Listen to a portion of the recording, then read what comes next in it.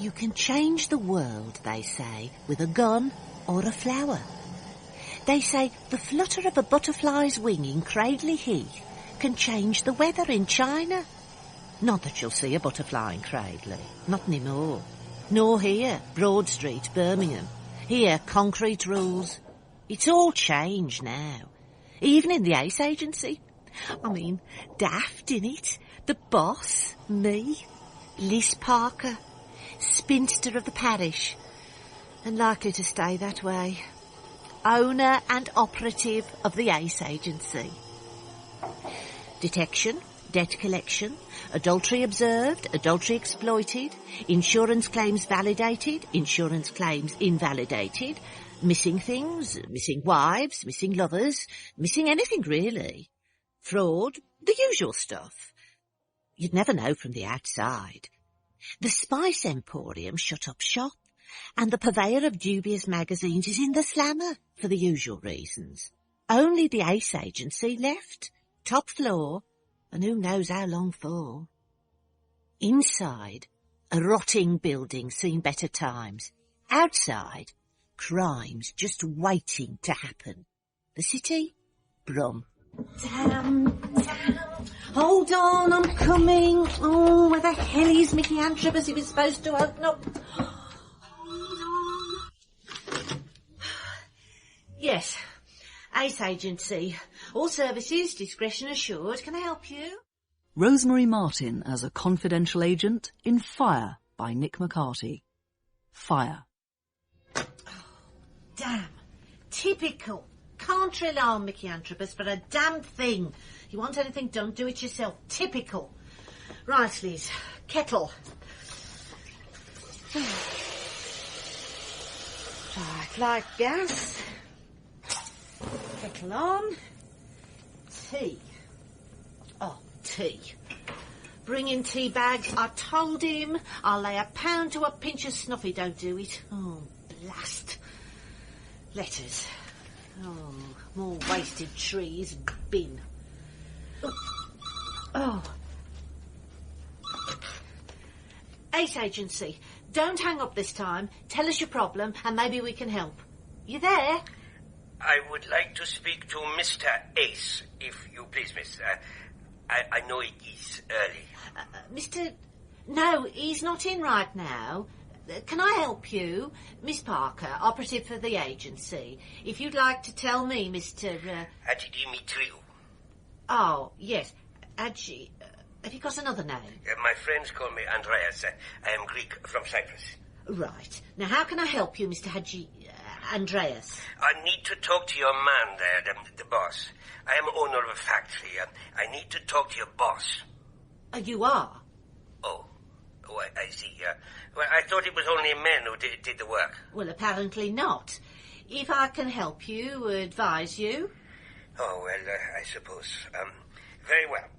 There have been threats to me, to my business. I have a letter today in my office. It says they will bomb me. Hold on. Who says? I want you to find out. Well, it's a matter for the police, not really our territory. Not threats like that. No, they don't listen. Maybe they don't believe me. Maybe they are very busy. Or maybe they say it's only another bloody war. Excuse me. I can pay. I pay very well. I am very worried. A bit scared even. Why don't you pop round and we could talk about it? If you don't mind, not here, not there, some other place. Neutral ground? Right, no problem. You say where and you say when. You know the Botanical Gardens? Edgbaston? I've never been. 12:30, outside the restaurant. There. I have grey hair, a dark suit, and my tie is silver. I'll find you. Liz Parker's the name. See you then. Afternoon? Now, miss, no need for the acid. I'll just get in the tea bags and some fresh milk, and I thought as soon as I'm making the tea in future, a decent electric kettle. Are you all right? Oh, never felt better, Miss... Boss. Tea? Anyone interested on the phone? Not sure. Greek Cypriot says his factory's been threatened. Really? Ignore it. Tribal warfare, more likely. You what? Trouble. They come here and they make trouble. How can you say that? You don't even know him. Anyway, says he can pay. He wants some advice, so it's what we're here for, isn't it? Oh, well, you're the boss, of course. I'll go and see him, sort him out. Advice comes very expensive, of course. No, Mickey, you've got a job to do here, haven't you? Huh? Remember? Role reversal, you called it. You look after the office and take the odd case, and I do the legwork and the worrying. Well, suit yourself. Where's Gloria? Oh, well, you may ask. It is only an hour after clocking on time. You could say she was still early. So, you can sort out your stuff from the inner office, my office. Oh, there's a bloke coming with an answer phone this morning. You can see to him. the inner office? No, that's mine. I thought... Changes, Mr. A. Changes have to be made. Oh, I'll put your certificate from the Florida Police Force correspondence course in fingerprinting on the desk, and the membership of the LA Homicide Bureau's drinking club is in the drawer, right? Good. Now, tell Gloria when she gets in. I'll see her later for a chat about timekeeping. Work calls, Mr. A, as my old man would say. Get to it. Tea? Early worms, Mr. A. Catch the business. I'm an old man, Miss Parker. Old ideas die hard for old men. Tradition, customs, they don't vanish overnight. You've been in England a long time, Mr. Haji Demetriou. Since 51. You may call me Andreas. I was married here. My wife was from the same village. And when I come, I had 3 shillings and 6pence. That's true. I did anything I could. Saved money, work hard, build my business. Dressmaking? Making and making up, yes. Is hard work for me or the women I employ for everyone. My son, Taki, joins me, and his wife. His wife is born here. Not from a village. It's not the same. And these threats? To bomb the factory, to put me out of business, to damage my name with my suppliers or with my customers. Every day I go, every day a new threat, a phone call, a letter, another phone call. You have any idea who might want to threaten you? No, only... there's one firm, like mine, same line of business, run by immigrants. Well, I have nothing against immigrants. Well, I am an immigrant myself. We work hard. They work hard. But 2 firms in the same place, in the same line, is too many, maybe. His name is Mr. Khan. Have you asked him? No. My son says to ask. My son says to accuse him. My daughter-in-law says the same. They become angry. I know how hard Mr. Khan has to work. I have done it the same. Maybe there's pressure on him. I don't know. I don't want to ask. You want me? I think a man would be safer. No. I think maybe a woman would be safer, Mr. Andreas. I'll ask him what he knows. Oh, well... you know why I come here, to the Botanical Gardens? No. When I was a boy, we would come into Limassol on market day, my father driving goats to the market. He was not a rich man. And I would run to the seashore and along the gardens in Limassol. Oh, there was an elephant. It killed its keeper eventually. So it reminds me of home. 12 years or more, I suppose, Miss Parker. Please, come into my office where the noise may be a little less. He was tall, all right, with smiling eyes and the slightly greying hair of a film star. A face worn a little by work and honest enough. On the table by the window, a photograph of a lady in traditional clothes, and ranged alongside, photographs of 4 boys. My sons. These 2 are at university. This one is an engineer, and this other one still at school. I'm very proud of them. So, some tea, maybe? No, thank you, Mr. Khan. This isn't easy, Mr. Khan. My client is, well, frankly, not so much scared or angry even, as sad. Andreas Hadjidimitriou and I come from the same place. Sorry? Oh, I don't think so. No. We come from the old Commonwealth. We came when we were more or less welcome here. Times have changed. But Mr. Andreas and I, we had seen the same things, suffered the same things. I am sorry he should even think it might be me. Or might be my children who would make such threats.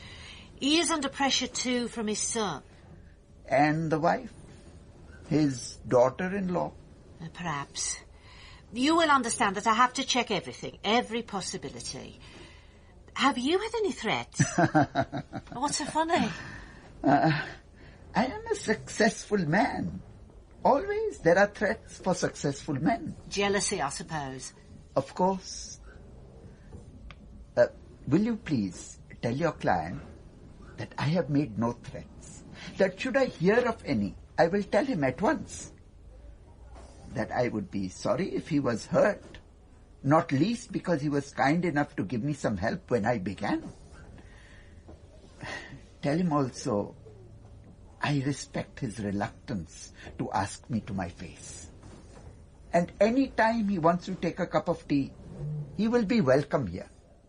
Behind the web of threads from the overhead bobbins, the dark faces of bejewelled women watch as I walk out into the yard of the ancient red brick factory building into a grey Brummagem afternoon. Hello, the dress machine. Can I help you?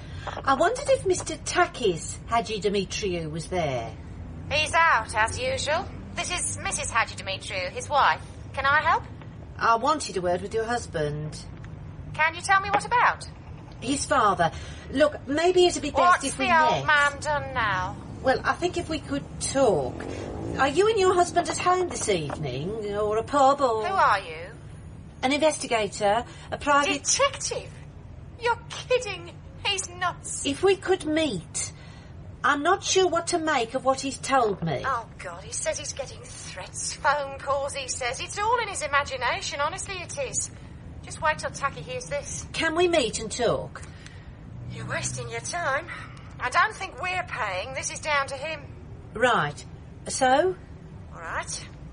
We've got a flat just off the Hagley Road. Anderson Road, 35. Say, 7:30. I'll be there. There are some women born mean. Mean inside. She was one for sure. A voice like an ice pick. Eyes cold as winter. She only had to whisper yes or no on the phone and you'd feel the chill of Arctic wind running down your spine.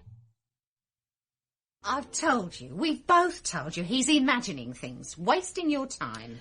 Maybe he is, but if he is, he needs looking after. He can't go around making accusations all the time. And who better to look after him than his son? He can't help it. Ellie is right. But I want my old man left alone. Any questions you ask me, he's an old man. He has delusions sometimes, is that the word? He's obsessed, crazy. You saying he's ill? If you like. Ellie, he is my father. Don't tell me he's crazy. Calling in a private detective? He's crazy. Is he around? He's in the cafe. It's a place he goes back at the old Paphos restaurant. It's a small room in the back, like the old days. It's no place for a lady to go. It's a lot of silly old men pretending they're back in their villages. It's daft. How much do we owe you? I'll send the bill. The old Paphos, you said? You're not going to see him, are you? I like to finish things I begin, Mrs. Hadjidimitriou. Good night. She didn't move when the operative left the room. Just smiled a distant smile and waved a distant goodbye from behind those dark, dark eyes. Ice. Good night, Mr. Hadjidimitriou.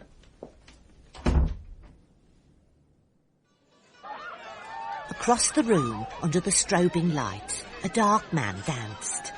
arms stretched out, a handkerchief lying in his open palm, his feet moving suddenly fast, and then a leap and a turn, and the slapping of a heel, and down into a crouch, and then up, and slow and elegant and predatory, and around him the citizens of Brum threw plates and remembered package deals to Ayia Napa for sun, sand, and being very, very careful.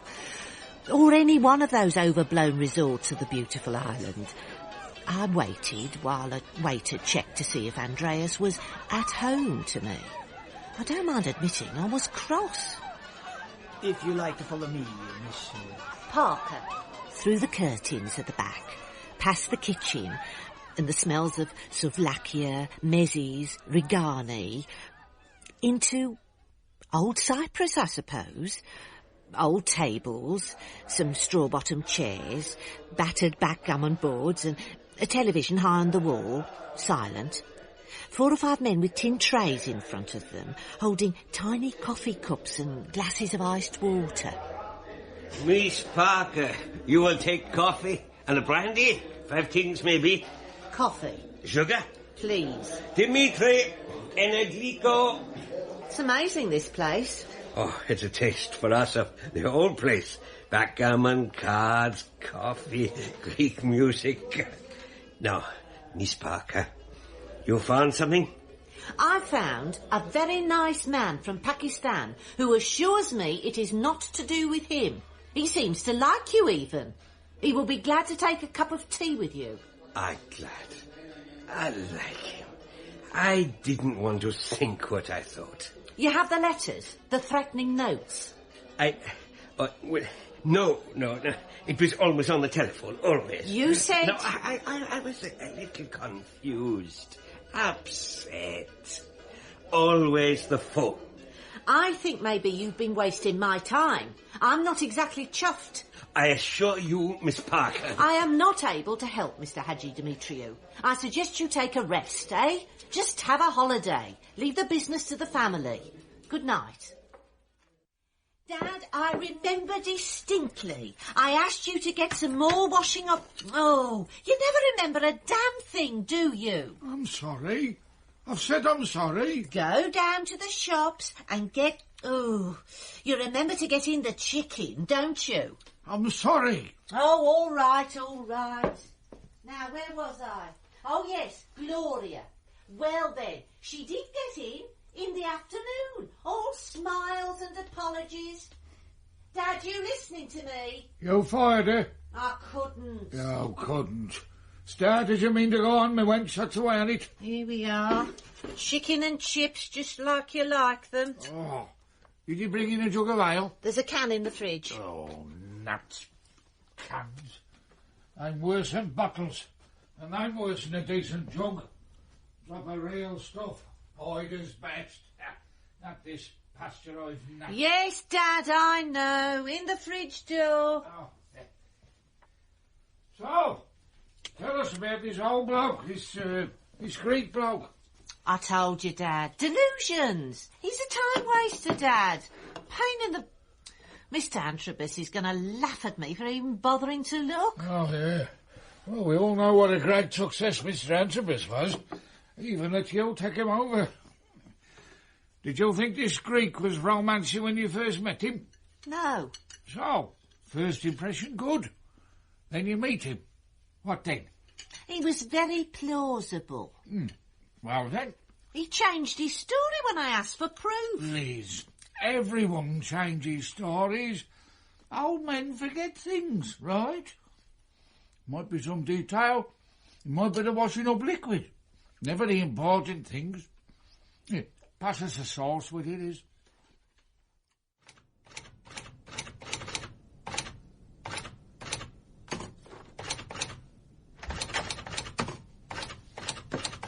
Morning, can I... Oh, hello, Liz. Miss Parker. I thought I'd just clear up the in tray a bit. Do you know what the time is, Gloria? Yeah, 8:30. I've nearly finished the report you wanted, and I'm into typing out the spreadsheet next to the accountants, and then I thought... Hold on. Couldn't you sleep? Oh, well, I know you were cross yesterday, Miss Parker, and Well, I sort of thought maybe I should try a bit harder.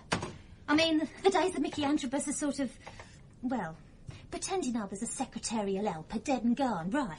The days of buffing up your nails and calling it a day's work, yes. I thought so. And to tell the truth, I think the days of Mr. A are gone as well. Almost. Oh, dear. He tells me he's going to leave Mrs. Antrobus. I see. It means she's twigged it and he's preparing to retreat.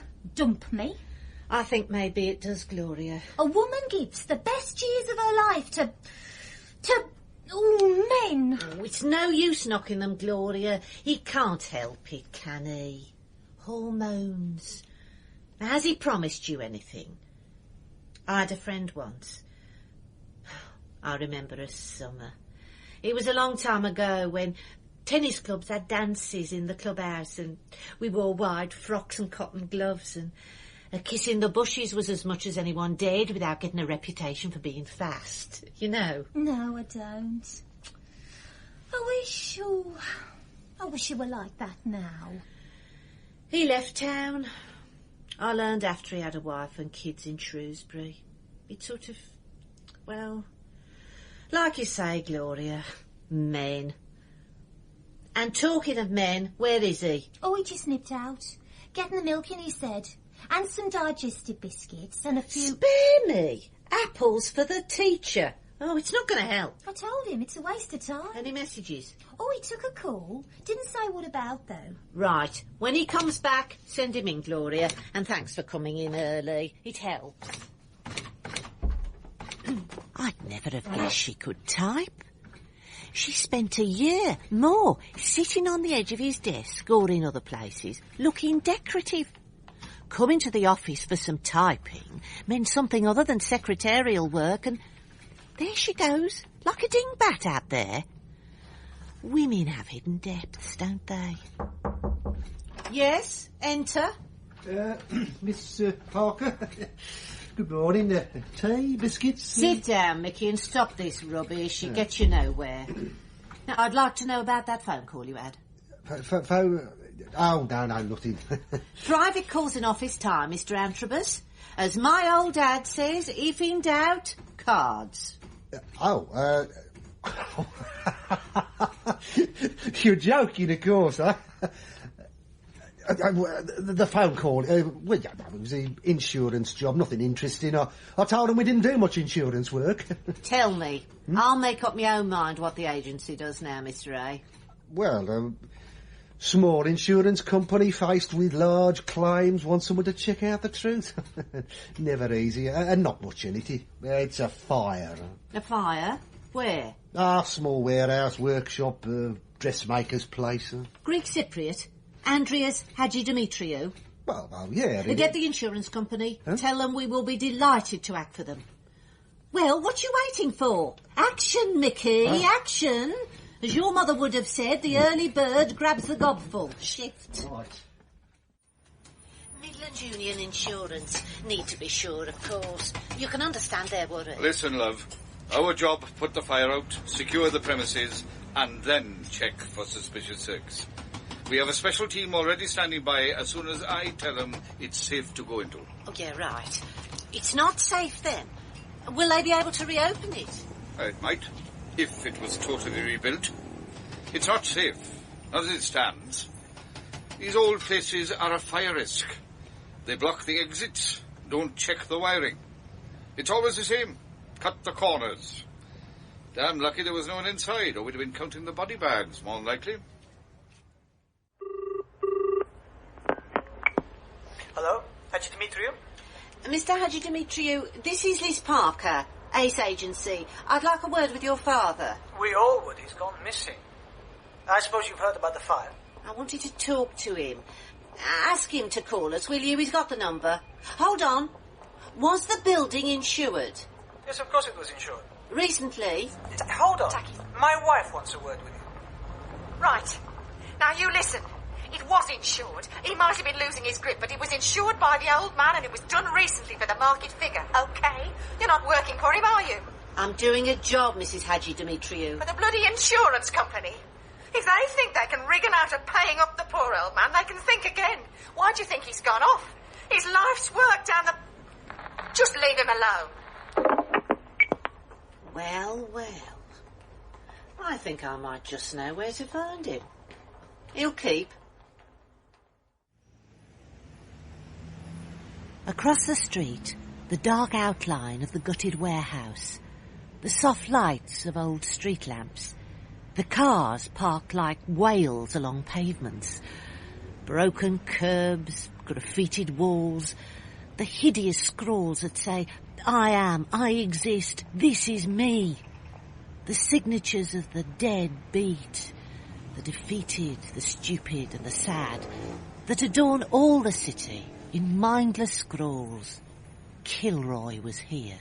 Hey, missus. You were around this afternoon, right? Yes. Are you a copper? Not exactly. A private investigator, more like. Like on the telly? Something like. You know anything about the fire at the factory? The old bloke's a nice bloke. Your brother was talking about him. He knows something, but he's not telling anyone. Why not? Tell who? The police. Who, you kidding? They'll fit him up, won't they? Blame him. Oh, come on, they're not like that. Listen, you come from my end of the street, that's what they're like. Nothing better than to fit me brother up. But he likes the old man. We all do. He always says good morning, smiles a lot. It's worth gold, that my mum says. Where do I find your brother? Billy. He works in the local all-night garage down Dale Cross, the pub. Know it? I can find it. And? Tell him Kevin sent you. Thanks. You won't like Miami Vice, are you? Where's the stretch limo and all that? The Menders. Good night, Kevin. Thanks. Thanks. Hold on, it's worth a bit, that. You what? Here, listen, love. You want paying, you should say so first. Set the price. Here. 5. OK? OK.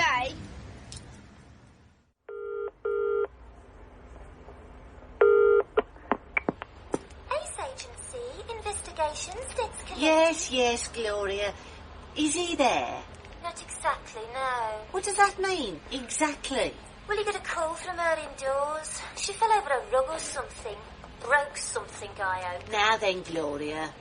Right. Pity. What are you doing later?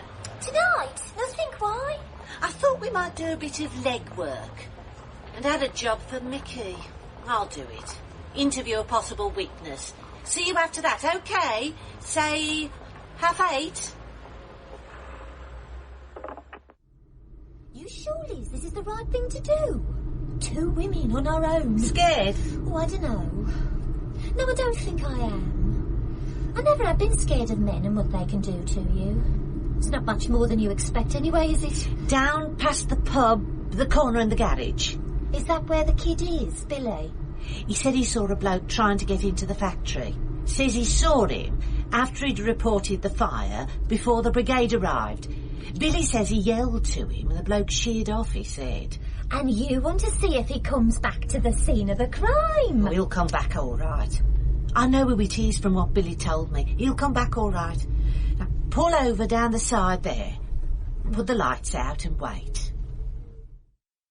Nowhere is so secret as an empty street in the night. Nowhere in a city is anyone more than 8 feet from a rat. Nowhere is truly safe from the predators. And here, in the miserable, ill-lit back streets of the old industrial giant, the last faint tickings of the heart of an empire might be heard. Or is it only the clicking teeth of the rats at the woodwork and the bricks, already tearing down the city, already making it dust and ashes? You know, Mickey? Yes?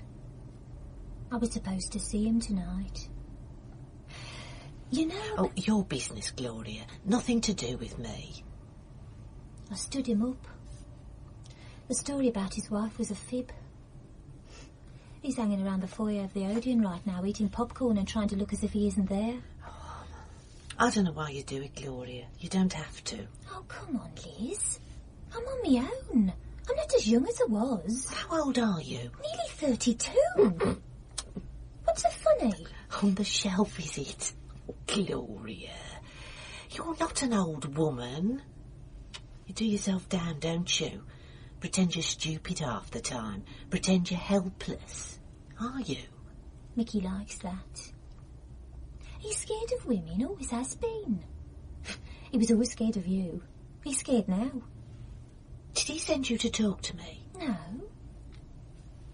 I'm fond of him, Liz. He is scared. He's afraid you'll fire him. Afraid his wife will find out he had to let the business go. He's afraid I'll do a runner. Afraid... Oh, he's the right age, I suppose. Sees everything he's done turn to ashes. I mean, you didn't hang about, did you? Well, someone had to do it, Gloria, or we'd all have been on the street. As it is, we'll get by. Oh, I'm not sure he will. He's got a lot of pride, you know he has. You are fond of him, aren't you? Here I am. But a girl has to look out for herself, so I'm here. And not chewing popcorn in the back row of the pictures and pretending I'm not with him when the lights go up. It's not exactly easy, Liz. I know. You don't? What do you mean? Well, you're not exactly treading on virgin territory, Gloria. Plenty have been your way before, kid. Oh, hold on. Look, over there, by the fence. See him? At the door now. You wait here, Gloria. I'll be all right. Are you sure? You want to be an operative, you take a risk or two, as Mickey's mother might have said to him. Hey, Liz. He never knew his mother. Mickey was an orphan. Oh, bloody hell, hearts and flowers. Hold on here. Now, don't go away. I'll stay in contact with this. Oh.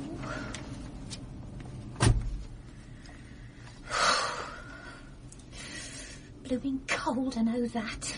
Next time I'll bring the cocoa. Gloria, he's gone round the back. I'm going round after him. Hold on. Over and out. Message timed at... Oh, blimey, it's nearly 12 o'clock. Damn. He's gone inside, through the back entry. It's not very well boarded up. Be careful, Liz. Going in now. Nothing left but the charred remains of old tables, sewing machines sliding at crazy angles off their stands, charred bobbins, blackened walls. The streetlight shines on the pools left by the fire brigade. Hanks of cloth, sodden lumps of waste in piles on the floor. Nothing left of a man's life's work but smuts and soot and charred wood. A shell. Bill, I'm going upstairs to the office area. It's a bit dodgy. I'll call you in a minute. Oh, blimey. Go for it, Liz. Liz, come in, Liz. I'm on the landing. It's okay. Bit rickety. He's in the office. I can see his torch. I'm going to give him a call, right? I'll call the police. Not yet. All right. Coming out. There's 10 of us here. Don't try anything daft. Miss Parker, this is very foolish of you, very dangerous. You must go outside. Andreas, tell me what's going on here. Will you believe me? Tell me, I might. I am told that the insurance company believes I burned down my own factory. I am told by my daughter-in-law that they will refuse to pay if this is the case. All I have is here, a ruin, nothing. I come to get proof that it was not set on fire by me. Proof? Oh, come into the office for a moment. No, this was my office for 30 years. I built this from nothing. See, here, behind the desk is a picture frame. The photograph inside was of my Archbishop, Macarius. I met him once when he came to England. It was a signed photograph, now burned. Shame. Behind the picture, my personal safe. Nothing good. Good enough when I began my business. in it is certain proof that I did not set fire to my life's work. Oh, stupid, isn't it, Miss Parker, to regard a sweatshop, a dressmaking factory, or call it what you like, to regard it as one's life's work?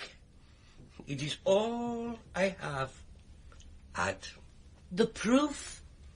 This tin. This. Take it. Now, I want to go away from here, and I want to sleep a little. I will talk to you tomorrow. Will you take the tin? No, you look after it. Now, shall we go down? Very carefully. And the old man walked slowly out of the room in which his dreams had begun. He stopped at the door, picked up a pair of cutting-out shears, and laid them neatly on what was left of the cutting table, and walked into the night. And I took the tin he'd left for me, and walked down to Gloria and the car. I don't understand why you've dragged us in here. I don't get it. It's about Dad, isn't it? Your stupid father. Stop that, Ellie. Stop getting at him all the time. Stop! He's a silly old man and a liability. He is. Never agrees to new ideas, new ways of working. Useless. Is it about my father, Miss Parker? In a way, I suppose it is, yes. We'll wait for him anyway. You'll wait a long time, then. He didn't come home last night. He's gone missing now, just to call attention to himself like a bloody kid. I don't think we'll wait long, Mrs. Hadjid-Dimitriou. I'm not wasting much more time. We've got a lot to see to. You think when a factory goes up in smoke it's easy? You put in the claim. Of course. And the insurance company will try and wriggle out of it, no doubt. I mean, who can blame us? It's our lives too, isn't it? If the old man's stupid enough... Ellie, stop it. He is a confused old man, not responsible for his actions. You know he is, Tack, as he is, honest to God he is. We'll ask him, shall we? Miss Parker, Mr. he's here. Fine. Show him in, Gloria. And when Mr. Antrobus arrives, straight in here. No, it's not right. He's an old man. Dad, just don't say anything you regret. Huh? I won't. I am an old man, Elliot, true. Dad, they'll try and twist your words. They'll wriggle out of the claim. They'll say it was done on purpose. What would you say to that? Dad, come on, Panayama, what are you saying? He doesn't know what he's saying. She's working for the insurance company, Dad, trying to stop us getting what we're owed. I think she talks too much, your wife, Takis. Tell her. It was the others. They did it. They were always jealous, Dad. They burned the place. I have known Mr. Khan since he come to England. He did not do it. The police will be involved, Dad. They say...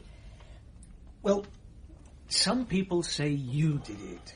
To collect the insurance money. No, he didn't do it. I know he didn't burn it down. Panayama. Tell her the truth, Dad. We can't get the money to get off our backs like we can at home. It's not like we've got a cousin or a brother in the police or the insurance company or what... come in. Morning, Miss Parker. In time, am I? What does he want? Nothing. I'll tell you what, Miss Parker, you were right about that lad at the filling station. What lad? What filling station? Billy, brother of Kevin. Yes, very helpful indeed. He runs the all-night garage near the factory, most observant.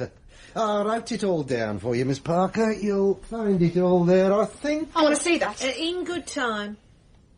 Your father-in-law didn't pay the premiums, did he? It was insured. Yes, I know. For more than it was worth, considering its condition. Who insured it? I am a partner. My wife runs the office. It's nothing without us. Now, it is nothing, my son. I will tell you something so you know it wasn't me that burned the place down. I'm not going to stop here and listen to more rubbish from the old You will stay, Ellie. Sit down and for once close your mouth. Takis, after your mother died, all I wanted was to go back home. Every year I put this or that on one side, cash here and there, and put it away. How much? 300? 400? £10,000.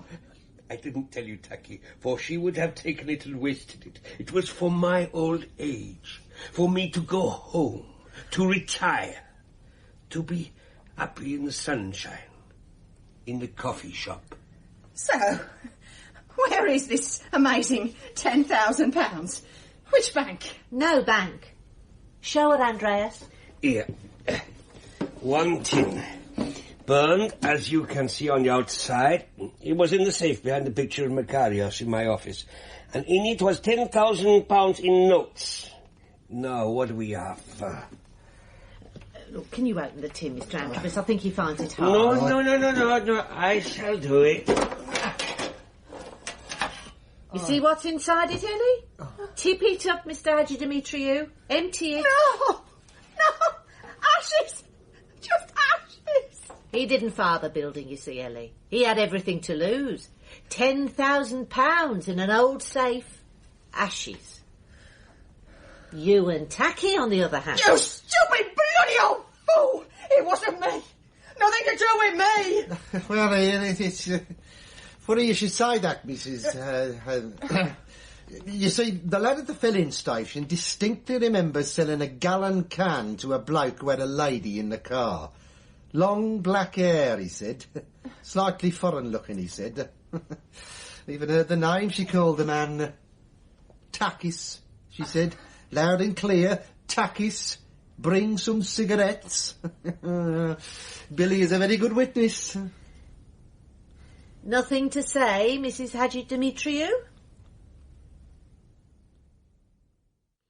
I am sorry for her.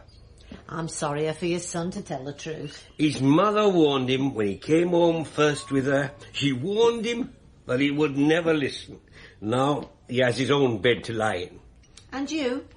Oh, the trick was to return a rich man. Yes? You are a rich man when you know you will never be one. My village is on one side of an hill, looking down over silver olive trees and vines and so on down to the sea. You must come sometime. A bit too quiet, maybe. For an old man, no.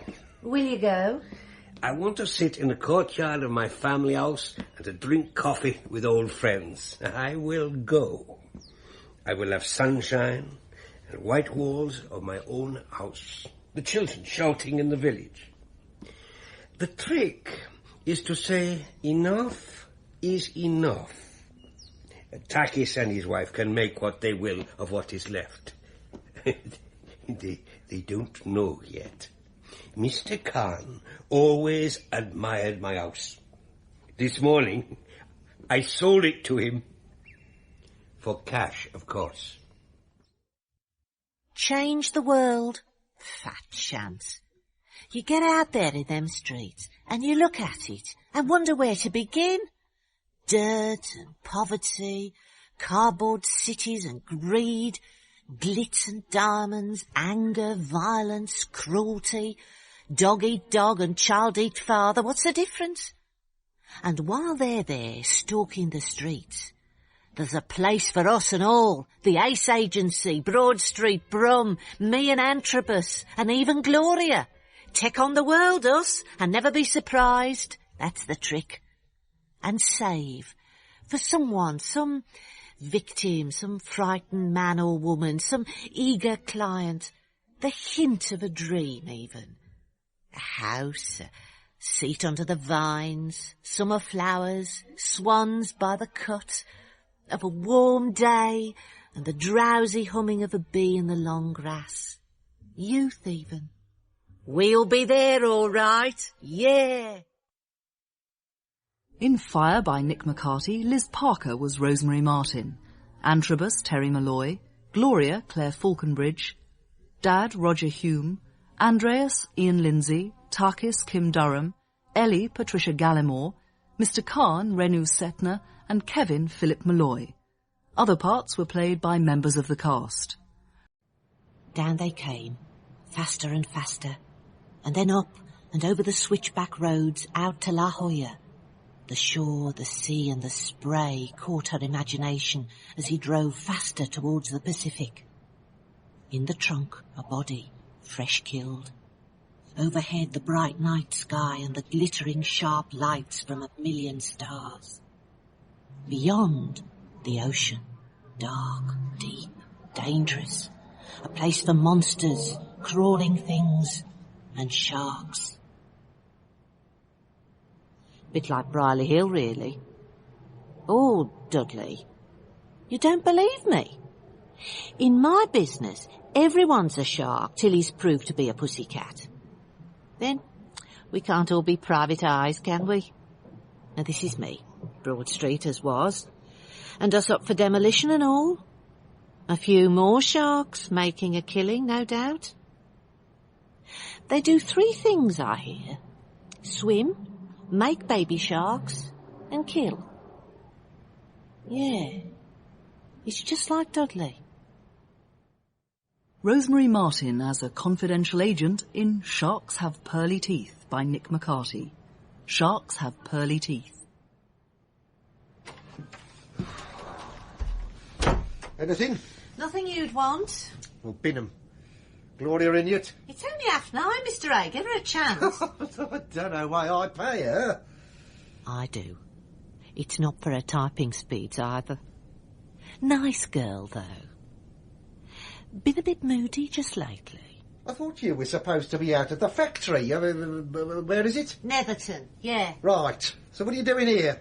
Checking a couple of things, Mr. A. You always say better check. Better check than in the clag.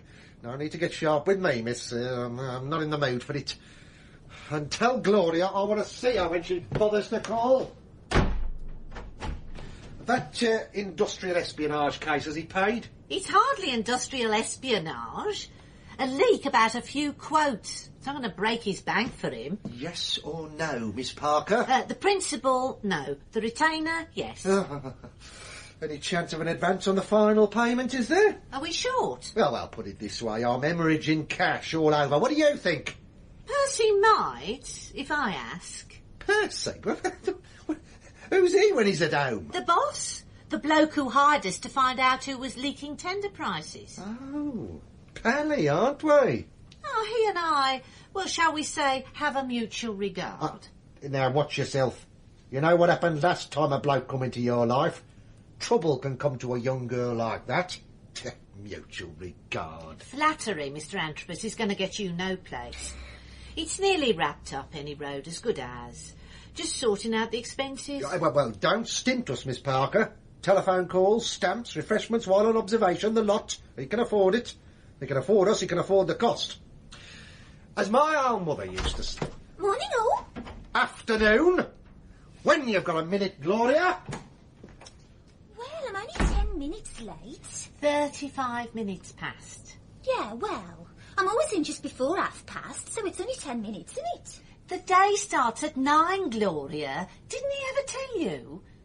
And he's in a mood. To tell the truth, Liz, I've had enough.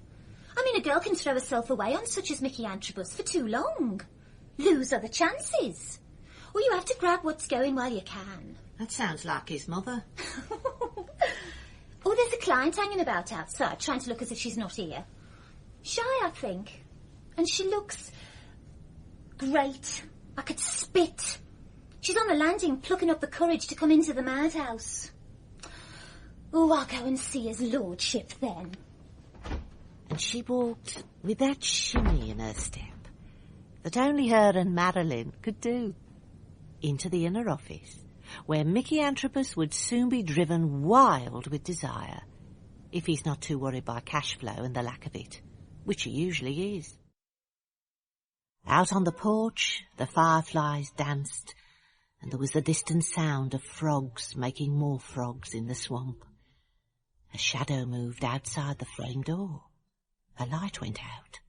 The door opened fast. Hello?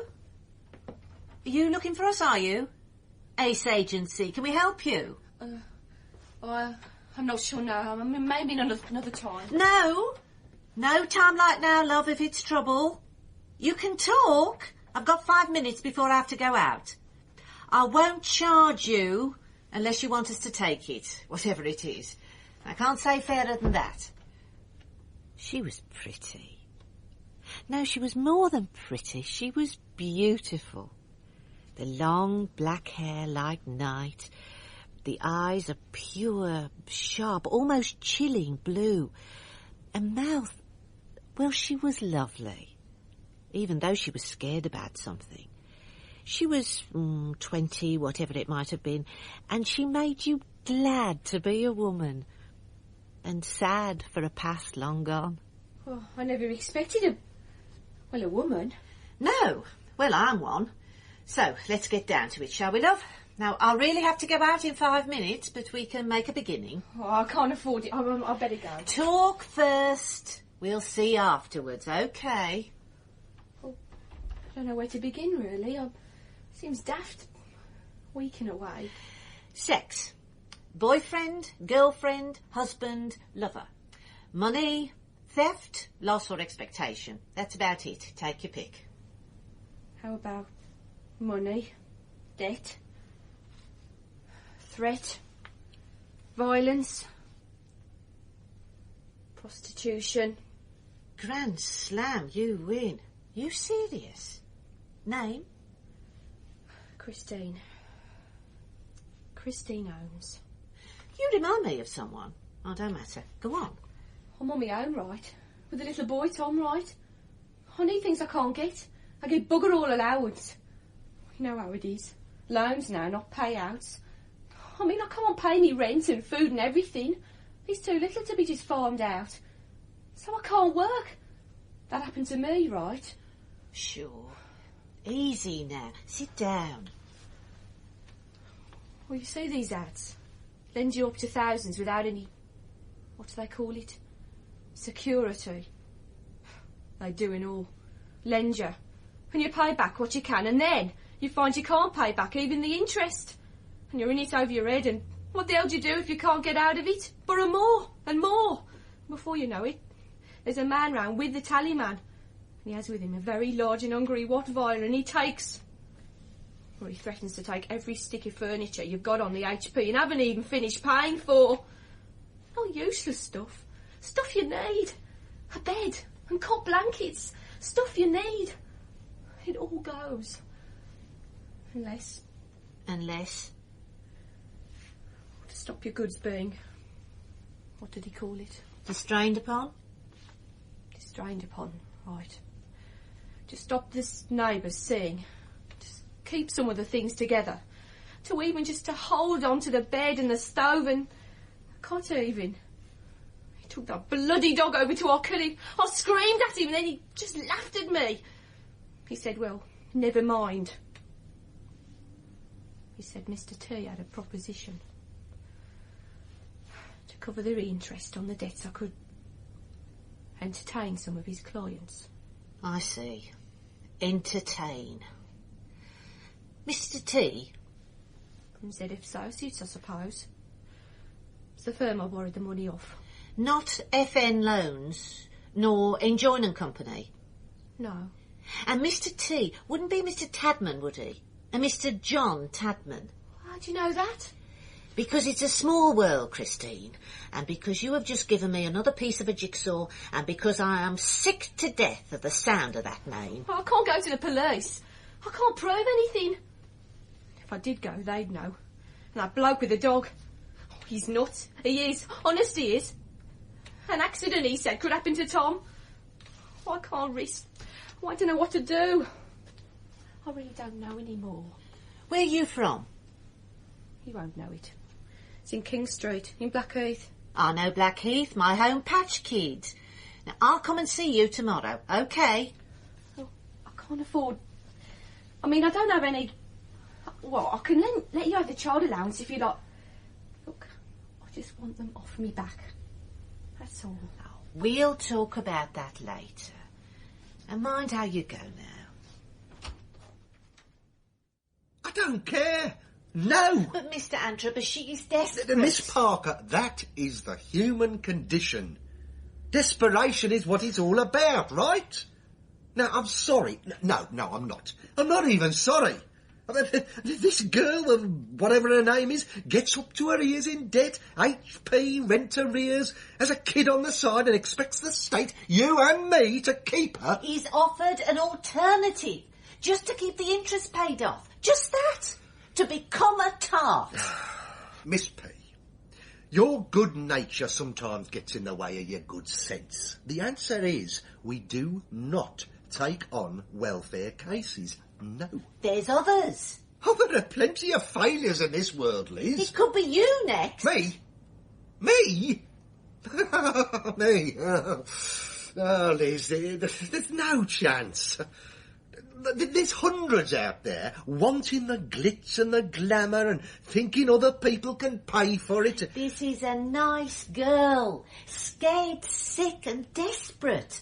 I just thought a helping hand. Oh, out there you hang out your helping hand and a bloody shark will bite it off, Liz, mark me. That's the name of it. So ZF Associates get away with it, do they? Who did you say? ZF Associates, FN Loans and Enjoin and Company. One common factor in them all. I don't want to know this, Liz. Just leave it alone. John Tabman. No, I didn't hear you, and I don't want to hear you, and you will go no further with the investigation. Out of bounds, right? What have I said? The job I'm doing for Mr. Percy Gadd in Netherton is part of it. You telling me to drop that one and all? Yes, I am. Don't ask me why, just drop it. I've got my professional pride, Mr. A. What happened to yours? Integrity in the gutter, is it? Time you went, Liz. Sort out Percy, whatever his name is, and keep them firms out of the frame. Do you ever get the cold feeling down your back that something is sneaking up to nail you in the dark? Across the wide room, the shadows played on the blinds. She lay draped over the chair, as elegantly as dying with a sawn off under your right ear ever lets you. The radio was playing still, and over it all the soft fragrance of a joint coiled. "She won't play any more," the small boy said. Tadman, I said, and he jumped a mile. Drop it, he said. Leave it alone. Can you spell Wednesday? W-E-D-N. Are you listening to me, Gloria? I'm hearing you, yeah. Listen, Liz. Who pays the piper? What? He does. Who calls the tune? W-E-D... what? Why, you're Thursday. You a fancy woman's come to take you off to Glory. Morning, Mr. Gadd. Morning, my wench. Hold on a bit. That should do it, Bernard. Give us a call in the office if it wants resetting. Right. Come along, Liz. Get us a cup of tea. Cup of tea? All is good Mother's Day, love. Wasn't what you said last Christmas, I bet. Keep packing them box, my wench.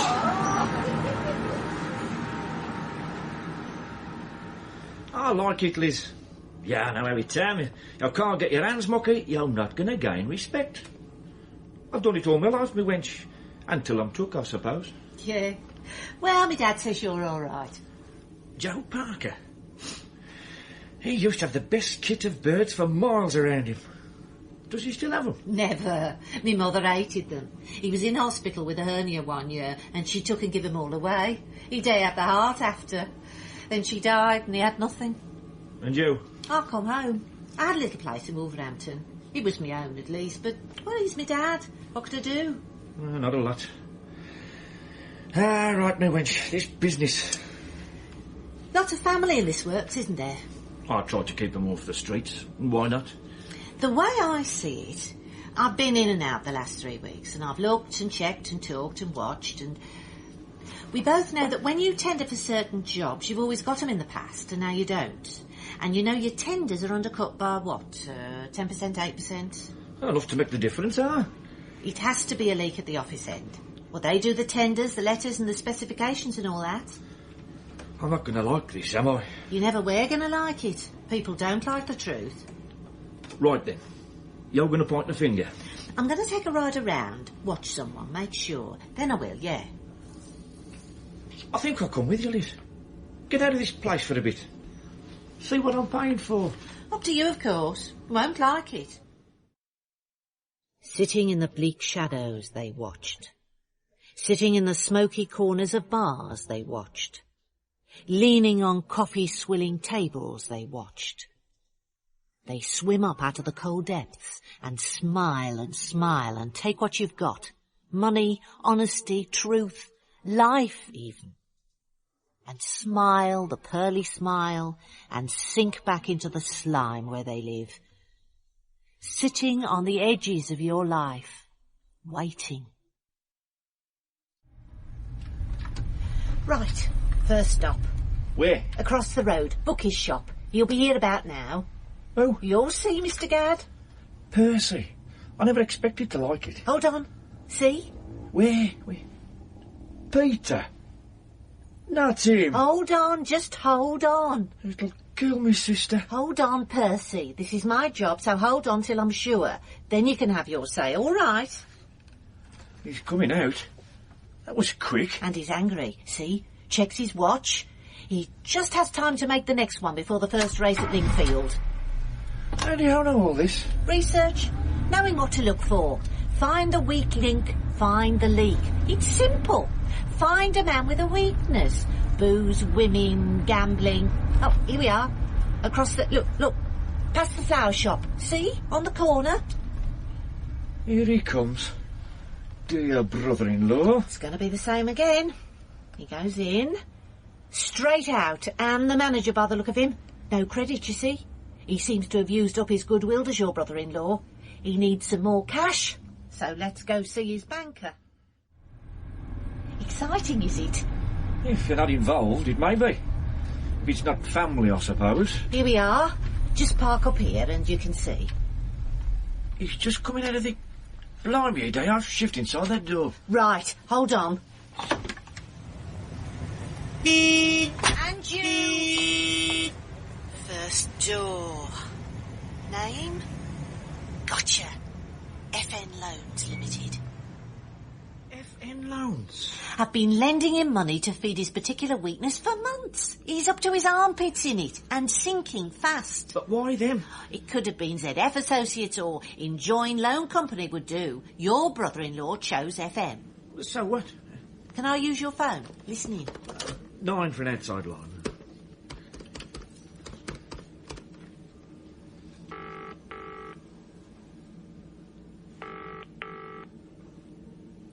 FN, can I help you?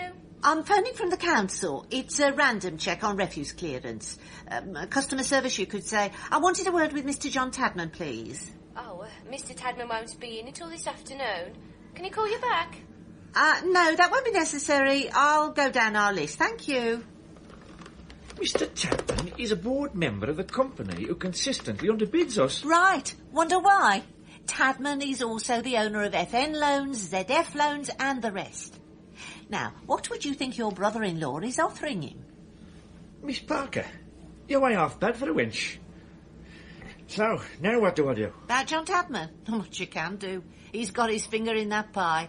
Nothing you can do except cut off his sauce at the throat. What would you do, Liz? Percy, you knew he had a problem. You put him in a position he could exploit. Now, I've a phone number here. You can have that, and I'll have a chat with him, and then it's your business, Percy. What's the phone number? Gamblers are none. Confront them, the weak and the greedy and the jealous, and they're frightened underneath. Sad, weak little men. They'd betrayed their wife, their mother for another turn of the cards, the wheel, the dogs, their kids for a win, however small or large or whatever it might be. And cruising in the shadows, waiting to snap them up, to shred them, with their black little, dead little eyes like slate, cruising there just on the edges of your lives, the sharks, and rows and rows and rows of white, shining teeth. The perfect machine, waiting. I'll shut the door, Miss Parker. You did know, didn't you, Mr. Jenkins? I didn't think. You didn't think. So why do it? For what? The big win? No, don't answer me. You won't tell me anything I haven't heard already, Mr. Jenkins. So, you got into debt, borrowed money, lost that, borrowed more, and then stole it. I never stole anything. Never. Mr. Tadman lets you have cash, does he, or credit? What? Credit. At the bookies.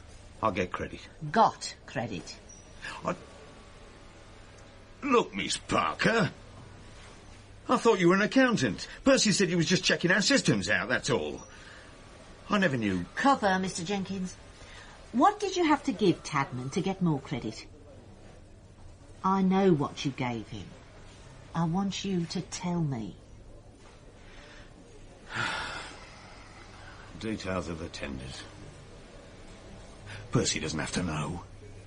I'll make it up to him, to the firm. You owe too much to too many, Mr. Jenkins. You need help, not injections of cash from your friend and mine, Mr. John Tadman, loan shark extraordinaire. He was going to take the house and the car, and I've got kids at school, and it all costs money, and... And you bleed money into their pockets and talk to me about theft? You stole secrets, Mr. Jenkins, and sold them to a third party. Theft. Mr. Gadd does have to know. He already does know. What happens now? My job, done. What Percy does is up to him. And maybe up to you a bit and all.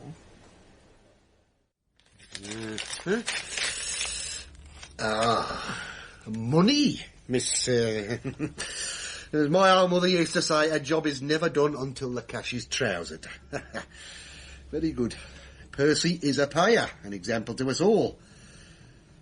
Now, I've read your report for the file, of course. Now, I don't think there's any need to name names nor go into any detail.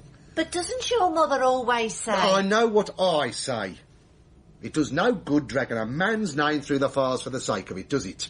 Tadman is a receiver of information passed by a responsible person in that other firm. No proofs, no theft. So, no company names. But what are we hiding? Who are you protecting? Why? That's all, Tar. Put the wood in the hole. My, we are in a paddy. Yes, we bloody well are. I'm taking the rest of the day off. I've got things to see to. Personal. Anyone asks, even his lordship, tell him to mind his own. Oh, that's it then, girl. I'm going down the glass house. Dad? I asked you to do something, didn't I, before I went out this morning? I asked you to do something. Now, what was it, Dad? What was it? You've been down my throat since you come home, girl. I'm going out. Not to the glass house, you won't. Not without I'll give you the £2 you wanted. No, I'll put 'em on the slate. You will bloody not have anything on tick. Nothing. Well, you won't give us the £2. How else do I get a drink? Oh, come on, our kid. A quid would do. Oh, Dad, please. Don't go borrowing, please. Fat chance. No bugger's got a quid to bless himself with. Name a wench, no bother. Do you remember the name Tadman? John Tadman. It sort of rings a bell for me. Tadman? No. No one I know. Why? Oh, doesn't matter. Just a thought. I met a man today remembered your kit of birds. Oh, who was that then? Percy Gadd, down Etherton. Oh, I told you he'd remember me. You watch him. Got an eye for the wenches there, Percy. Oh, I like him. He seems straight. As a die. God, them birds. How I love them birds. I wish I'd not give them away. Now, this won't do, Dad. Tomorrow, I want your room tidied up. Anything not needed, chucked out, right? Binned, OK? You listening, Dad? Dad! Oh, the old so-and-so. Gone. Between the wars, they built boxes to put people in.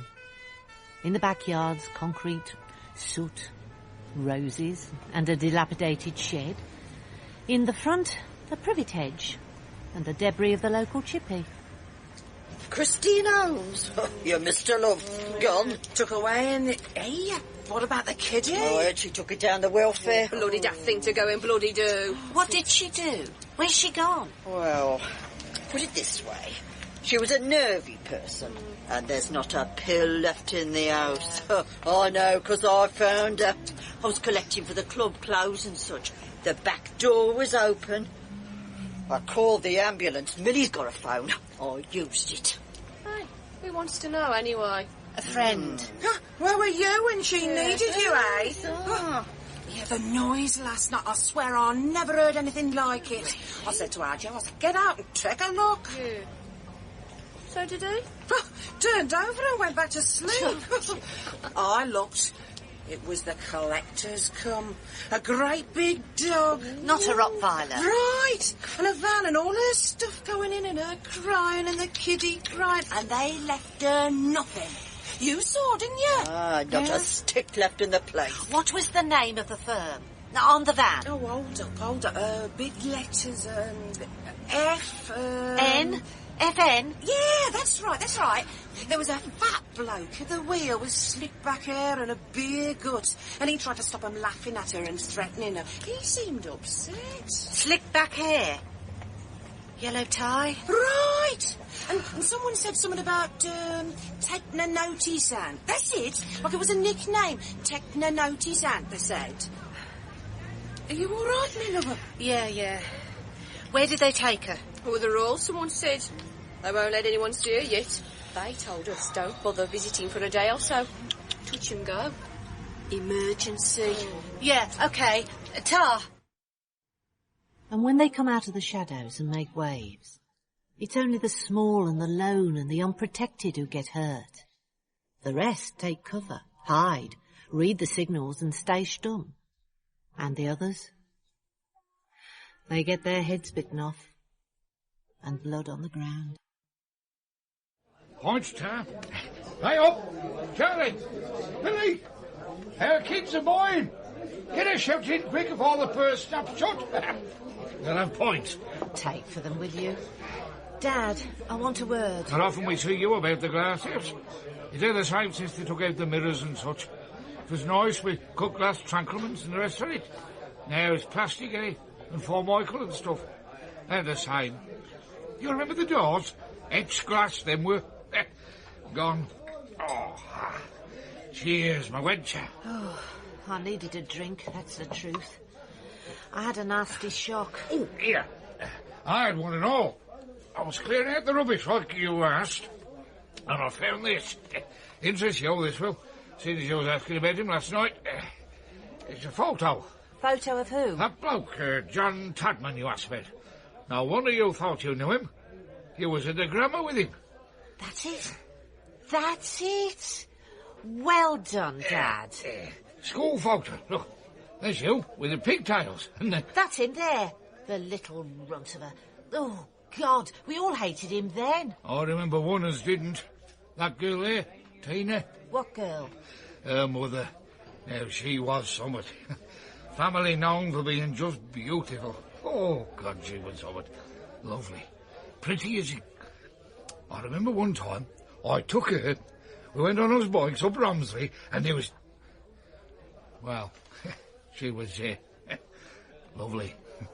Like the night. Who, Dad?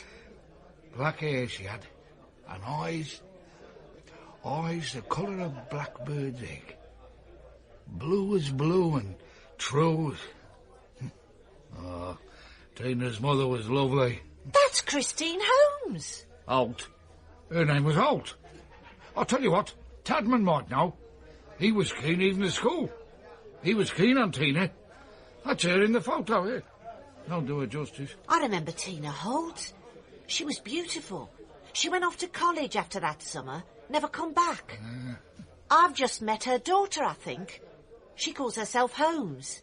Now, what happened to the mother? Oh, some said college, love. Well, what does that mean? Oh, nothing. Nothing blatting women. Usual reasons, I suppose. I can't abide gossip. Oh, God, is that the time? I've got to go. I'm late already. See you later, Dad. Yeah, Ta. teach you, that will. I'd thrown all that out. I'd never have found the photo, would I? And you... Here, me photo. Later, Dad. Ta-ra. I like a nice roast, me. A bit more, Liz. Help yourself, don't hold back. Oh, that's fine, Percy, thank you. Right. Tell the truth. When you didn't show up, I thought maybe you'd stood us up. Be the first time a wench did that to Percy Gadd. I'm sure. Did you talk to Mr. Jenkins? Oh, chance would be a fine thing. He ran. He did afore. My sister's willing to kill, and my nephew's had enough. To tell the truth, Liz, I picked up the bits the last time. Not this time. Down to him now. Yeah. Perhaps it always was. I didn't ask her to have a bite to talk about that business. It's certainly not Peter I want to talk about. Oh? Should you have a brandy? 2 brandies over here. Where was I? Oh, yeah. You, Liz. It's you I want to talk about. Oh, thank God you're back.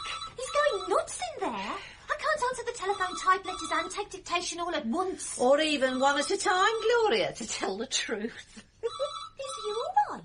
Oh, I'm fine. Just a bit tiddly-pom. You know how it goes. Liz? Just another week or two, eh? To give it a... Yeah. No, I... Please, I'm begging you, Oh.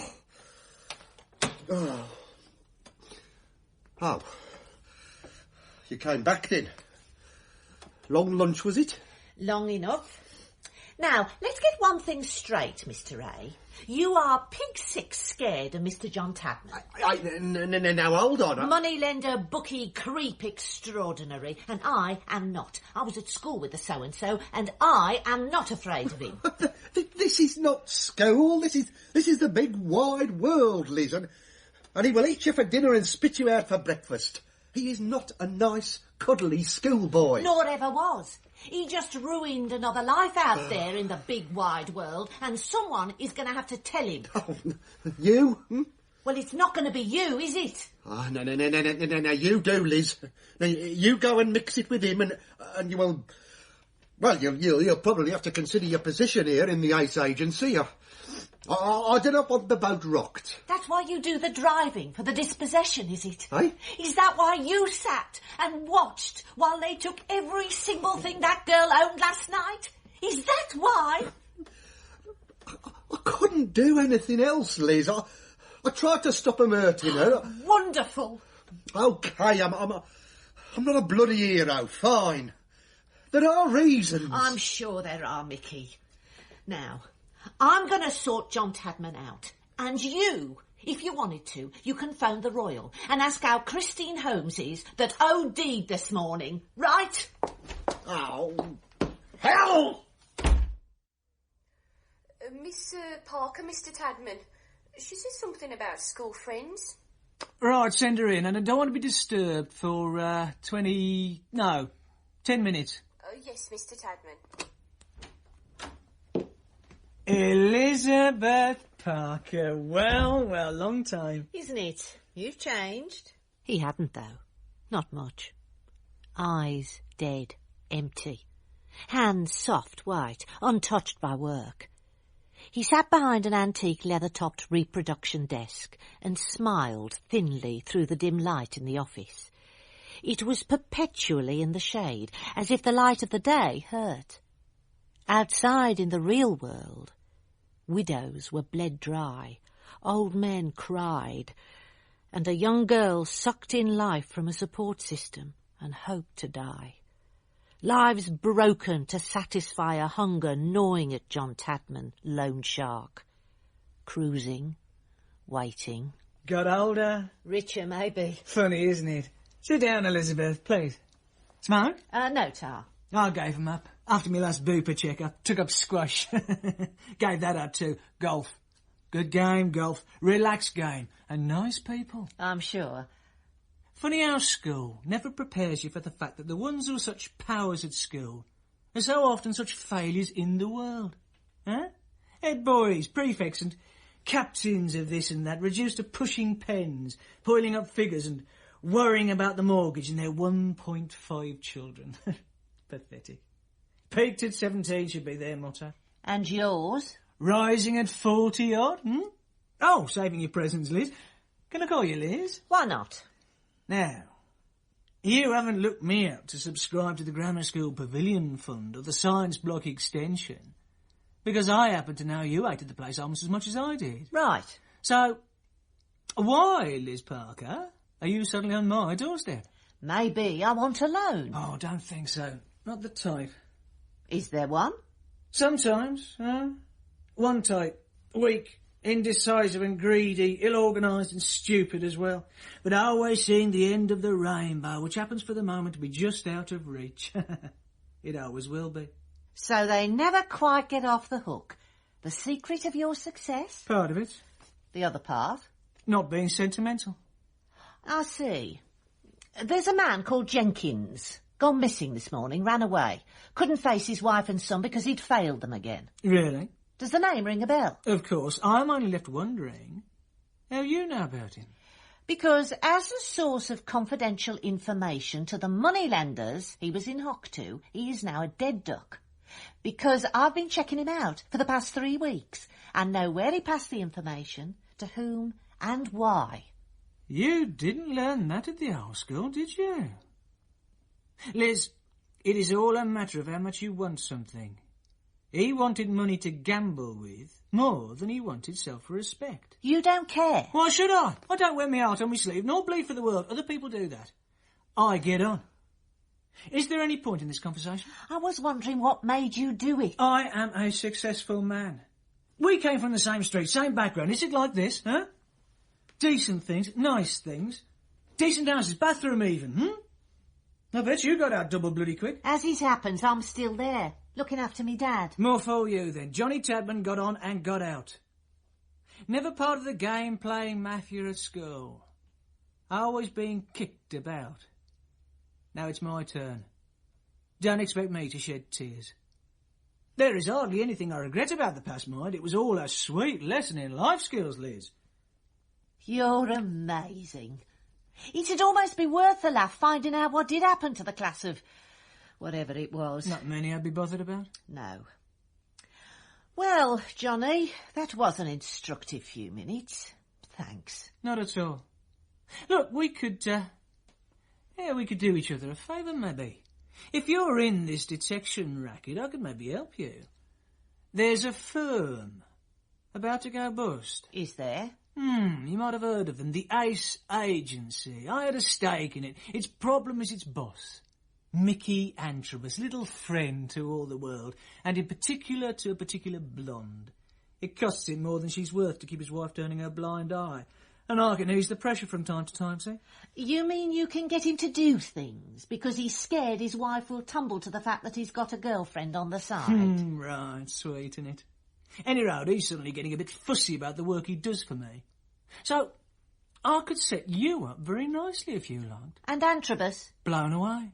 Way of the world. Quite. Us grammar school kids had better stick together. Before I go, there was a girl. Dad and I were trying to remember her name. You went out with her a bit, I think. Black hair, blue eyes, pretty. No, love. No, not pretty. Beautiful. Quite beautiful. Oh, yeah. Christina, Tina, oh, God, yeah, whatever happened to her? Well, funny you ask. I had reason to check her out not long back. Where is she? She went away and College, they said. You dated her, didn't you? Everyone was well surprised, I think. Oh, best thing that ever happened. I felt, I don't know, good, I suppose, inside. Do you know where she is? She went away, but not to college, Johnny. What's that supposed to mean? Gossip, Johnny. Vicious tongues. They weren't such free and easy times. Morality, if you like. A child. My God. Is she... Where is she? Her daughter's here. Come back about a year ago.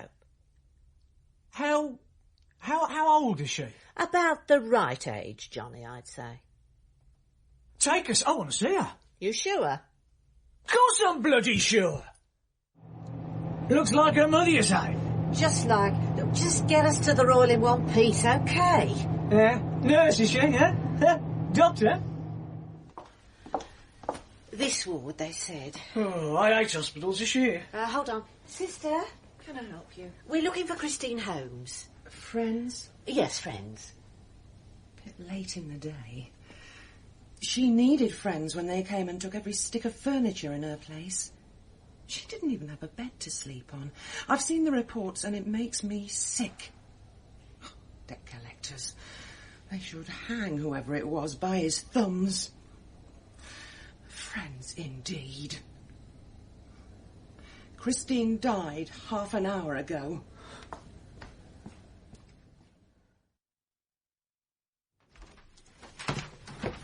What What is going on, Liz? She won't say anything, Nicky. Nothing. Hey, Liz, but please, look, I know you're upset and all that, but what is going on? I'll tell you, I'm leaving, just in time. Your friend, Johnny Tadman, is going to pull the plug on the Ace Agency. He offered it to me. Liz? I went to see a very nasty little man this afternoon, and I put the final boot into him, and it wasn't nice. I feel disgusting. Like you feel when you wash the spider down the plug hole, like that. Oh, and by the way, that girl that we talked about died this afternoon. Clever that, eh?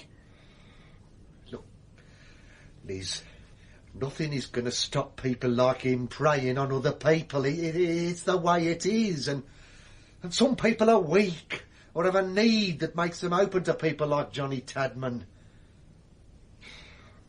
Well, he's used me for a long time now to collect debts. No, never things like that the other night. No, that was it for me. I was out of the game after that. I told him, and he knew I meant it, so he's pulled the rug. Oh, Mickey. Oh, no, love, no. The Ace Agency's a dead duck, kiddo. He's taken every penny.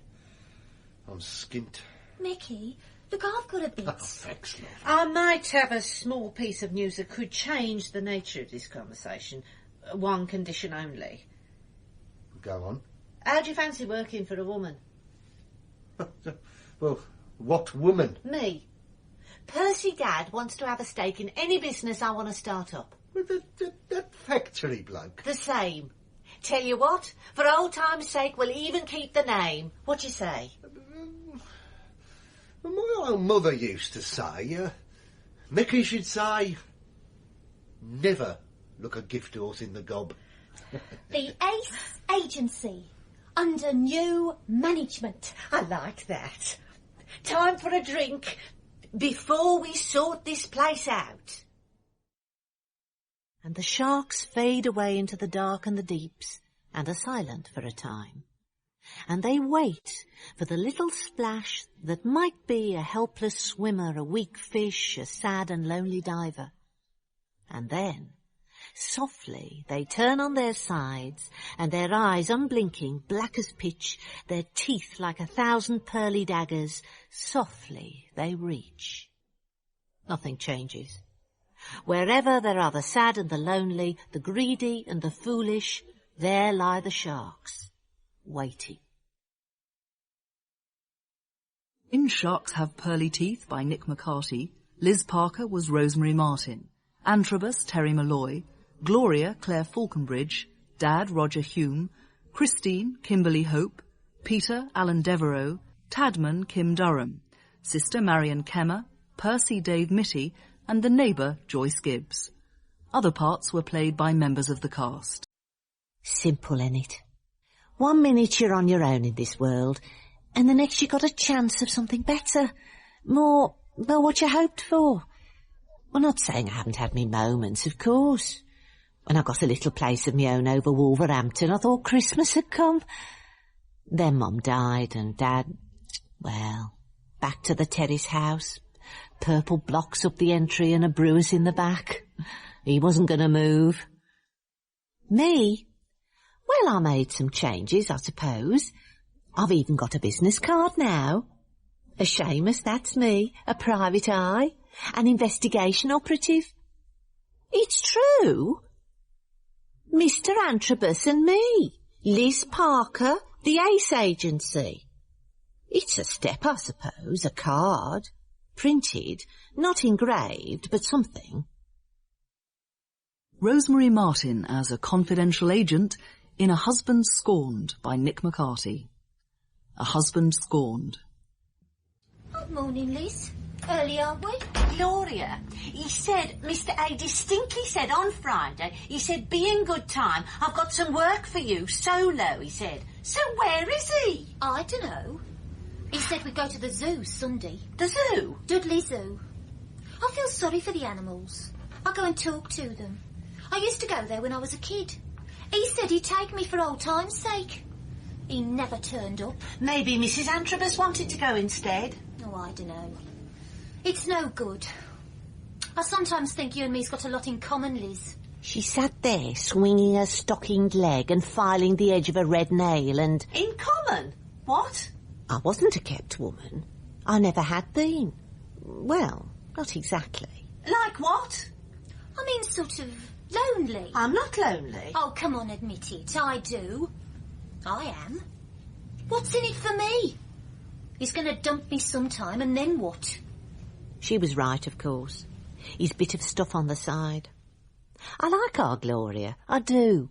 She stood up for me time and again, but she is right.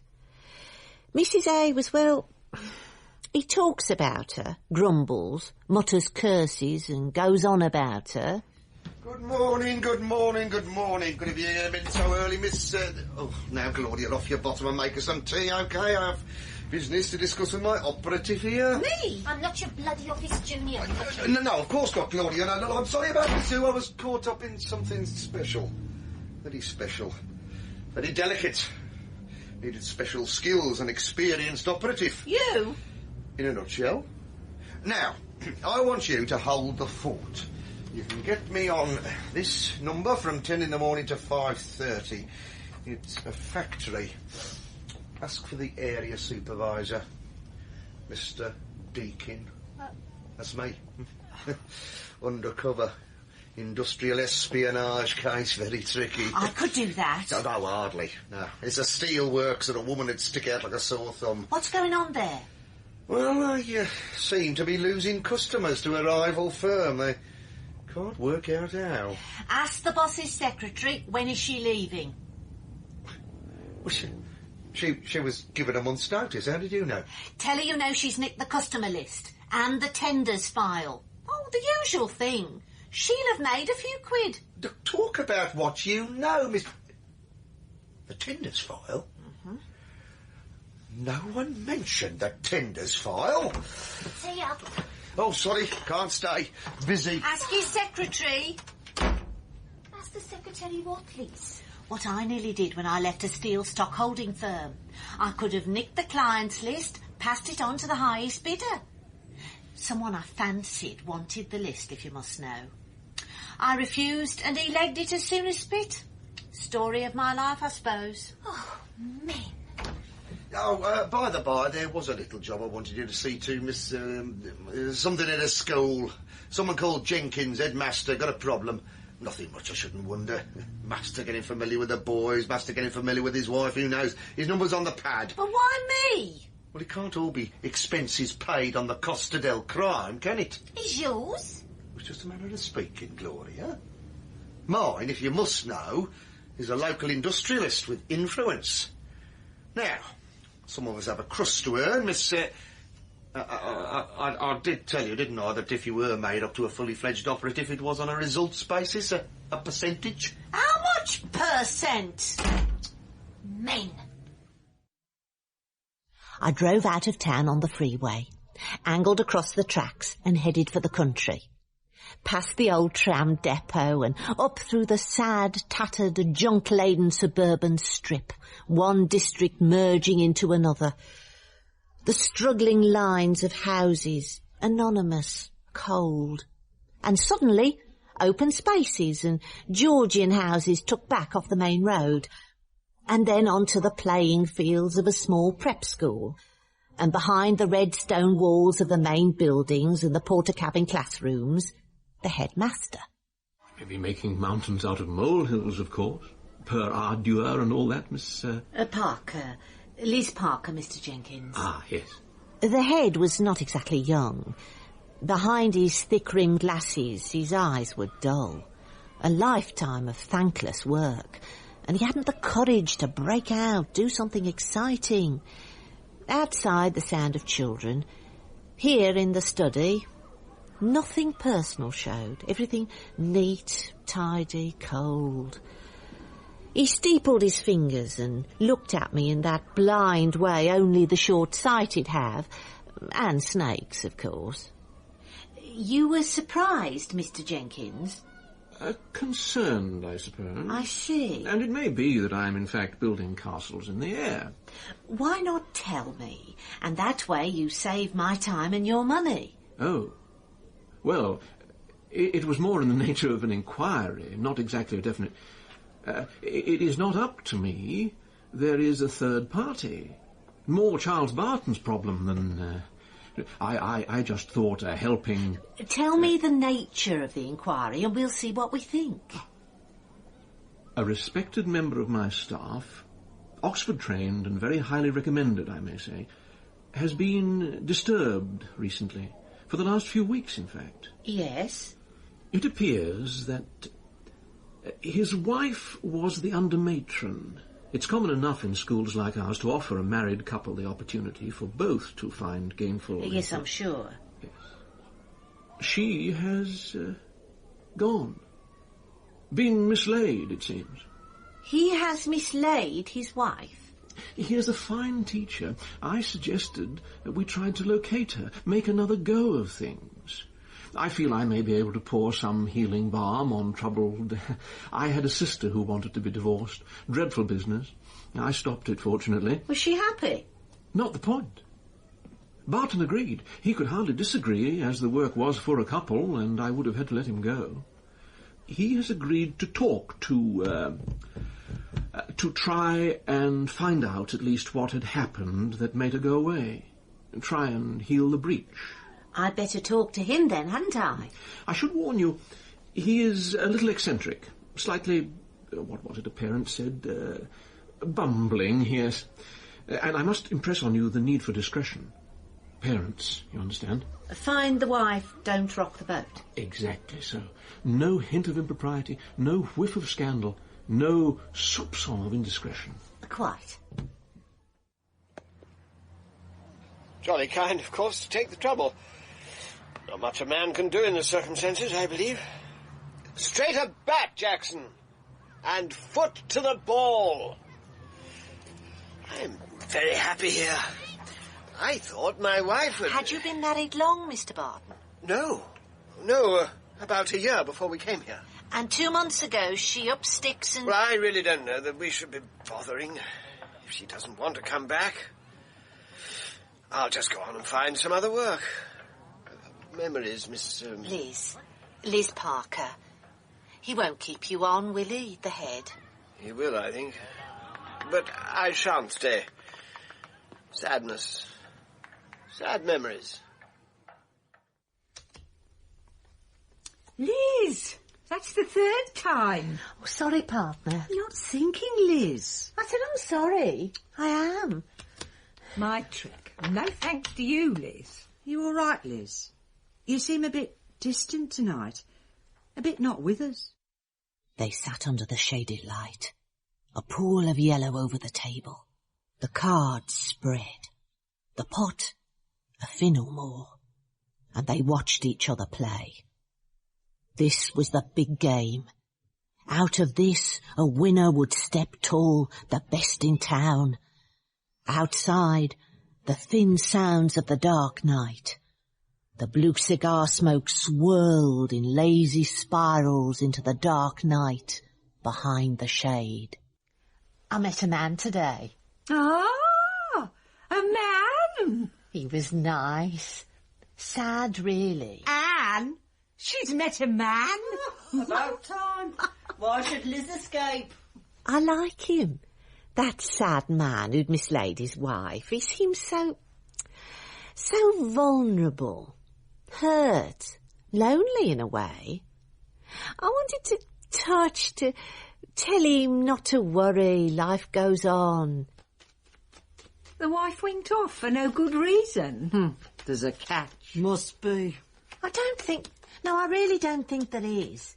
He's a sweet man, so gentle. He teaches English and takes boys cricket. The boys seem to like him. He's Oxford educated, you know. Is he? Well, we know about that. Oxford? Well, that's the dark blue lot in it. Look, are we playing bridge or sorting out Liz's gentleman friend? They're always so harsh. It's not my nature. No, my dear, of course it isn't your nature. Oh, I'm so pleased you seem to understand. She never wanted to walk. I love the countryside. Birds, natural things. Peace.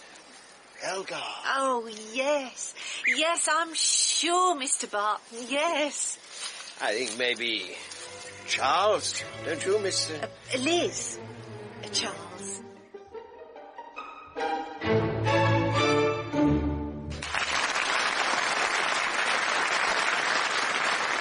Well, Liz, did you enjoy that? I never knew, Charles. Never, ever. Last time I was in the Birmingham Town Hall was for a Mick Mulligan concert. Well, quite a long time ago now. Oh, that was wonderful.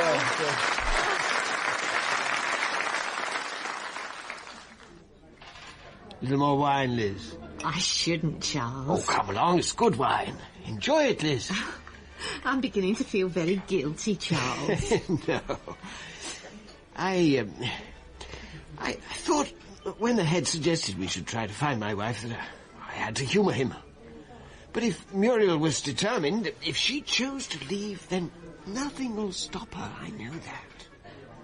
The head feels that there might be a scandal.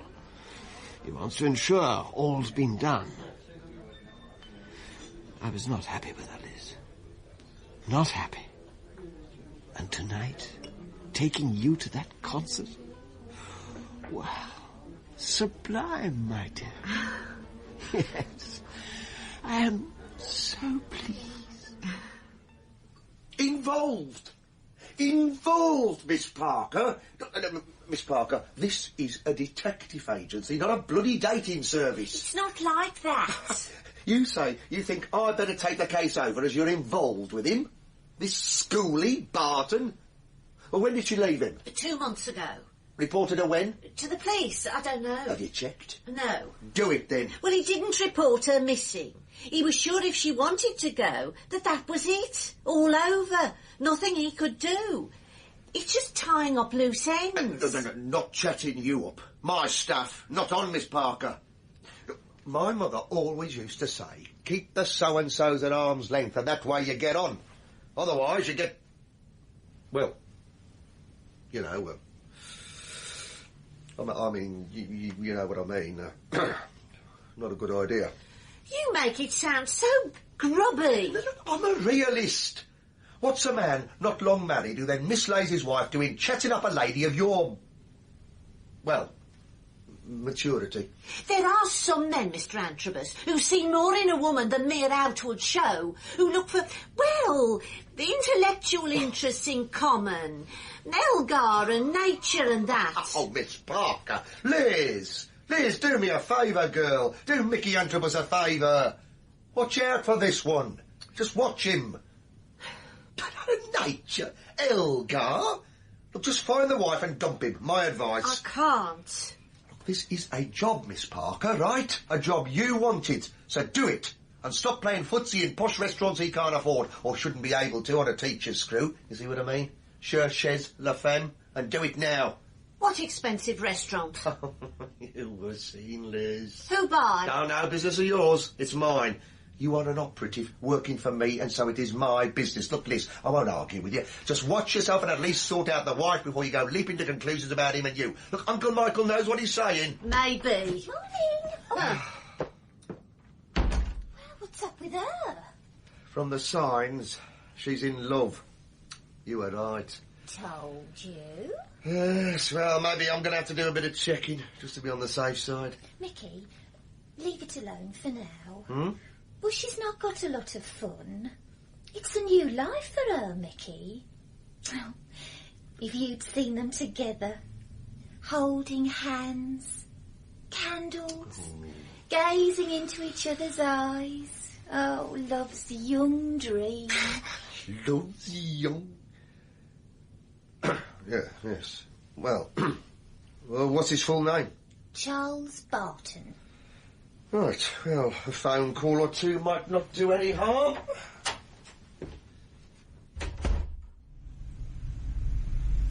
I have to do the job, Charles. I have my boss to keep happy. We have to find your wife and see. I have to try. It seems so pointless. We had so little in common. Now, you and I... Pride in my work, Charles. I need a photograph of her.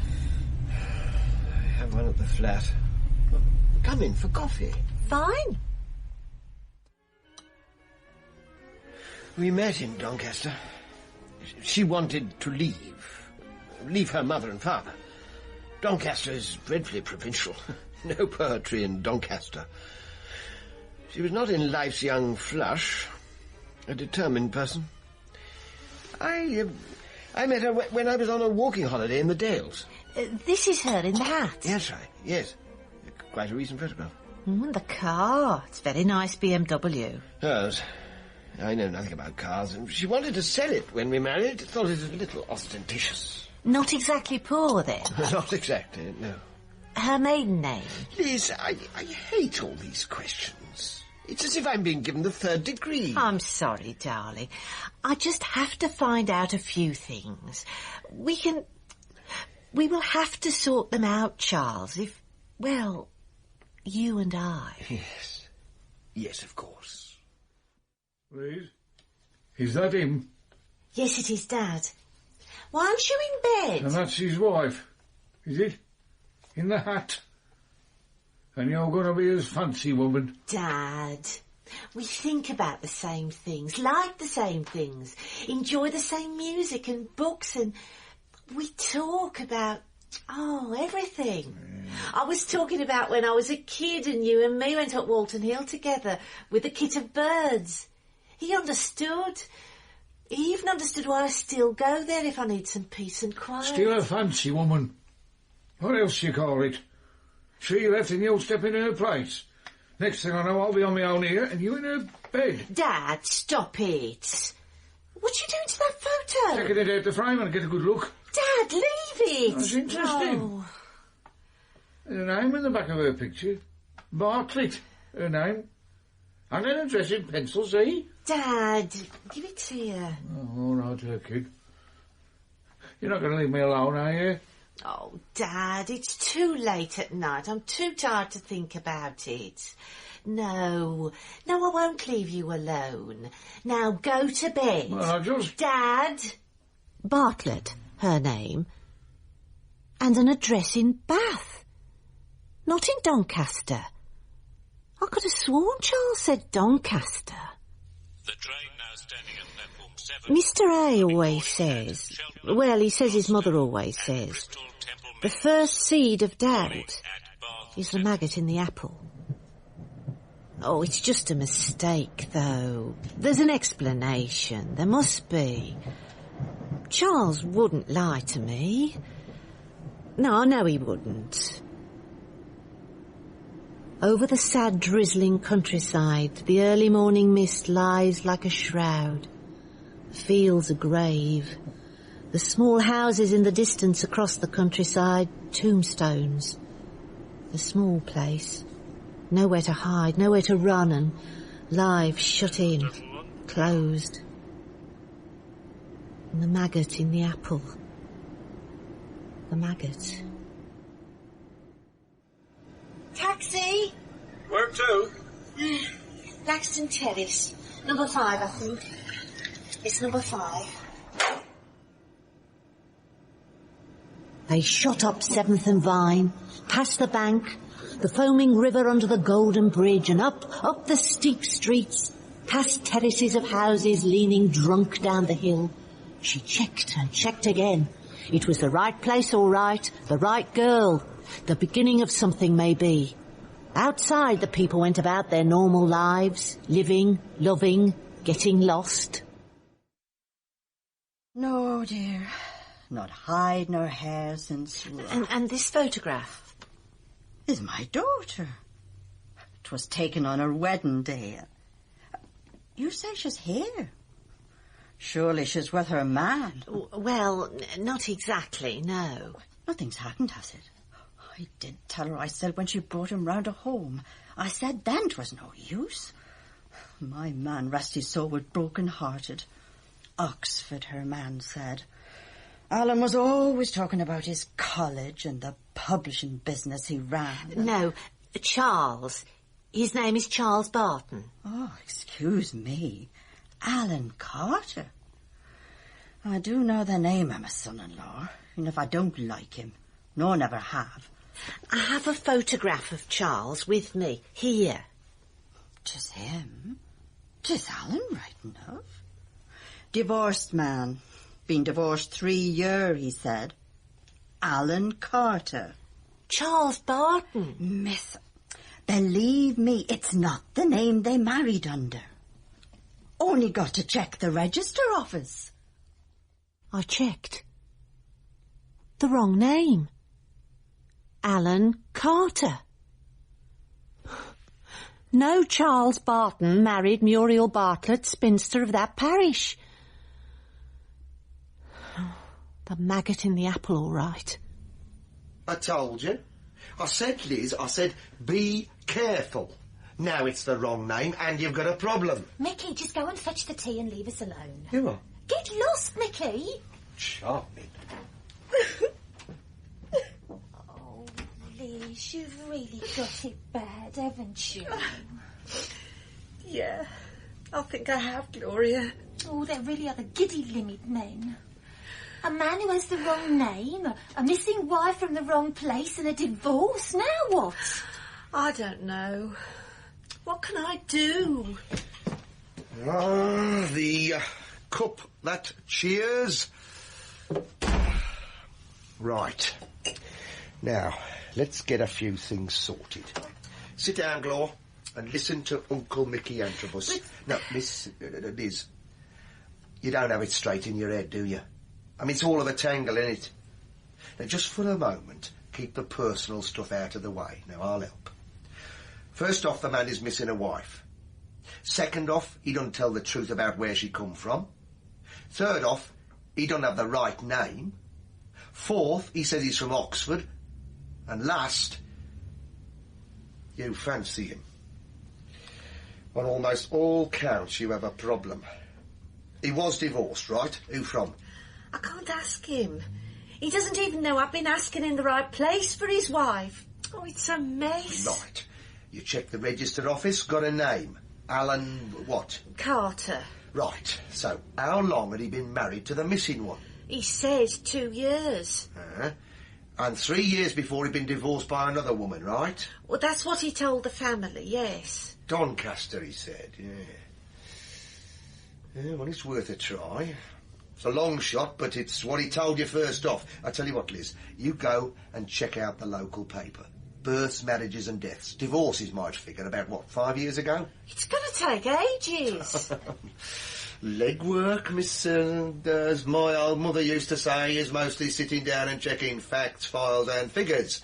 Now, my old mother used... We know, Mickey. See you in 6 months, Liz. I've got a date tonight. We're going to the theatre and supper after and... So go. Just don't let on, that's all. And while you're gone, I'll ask an old mate in Birmingham Central Cop Shop what he can find out. CRO and all that stuff. So thanks to all at once, and to each one that we invite to see us crowned at Scone.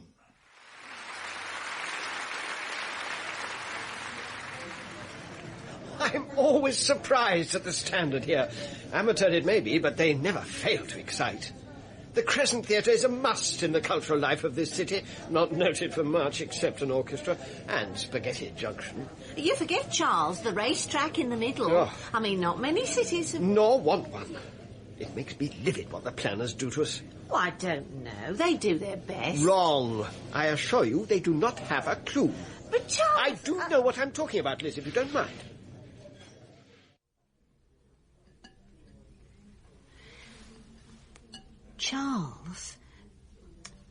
Charles, what is it? Nothing. There is something the matter. Just stop telling me what is wrong. Stop contradicting. I know what I think. I know what I'm saying, and I am right. Well, maybe I'll better go home. I'll get a taxi. We're both a bit tired. I have to be out early in the morning. Early? I'm going up to Doncaster. I see. Liz, my wife has gone off just as she said she would. We don't need her. We don't need to worry about, well, formality, surely. You're a woman of the world. We could, you and I, together. If you mean what I think you mean, Charles, it's not exactly the most romantic suggestion, is it? I'm sorry.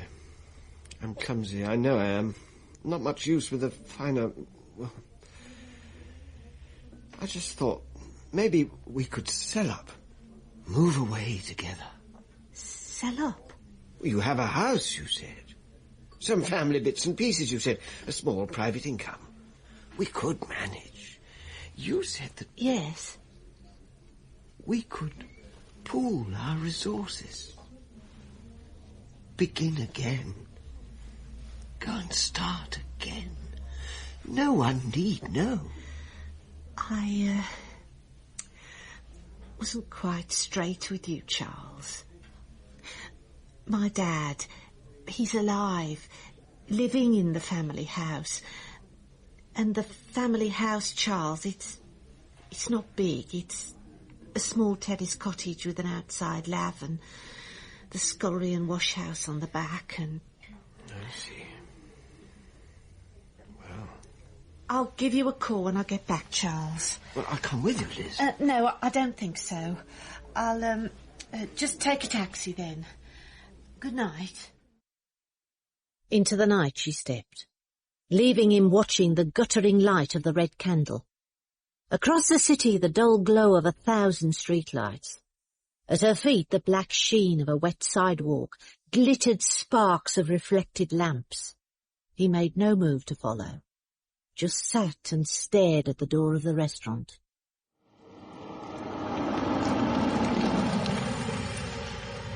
Taxi! Hey, hop in, Liz. Mr. A! What's up? Just keeping a friendly eye now. Come on. Home, is it?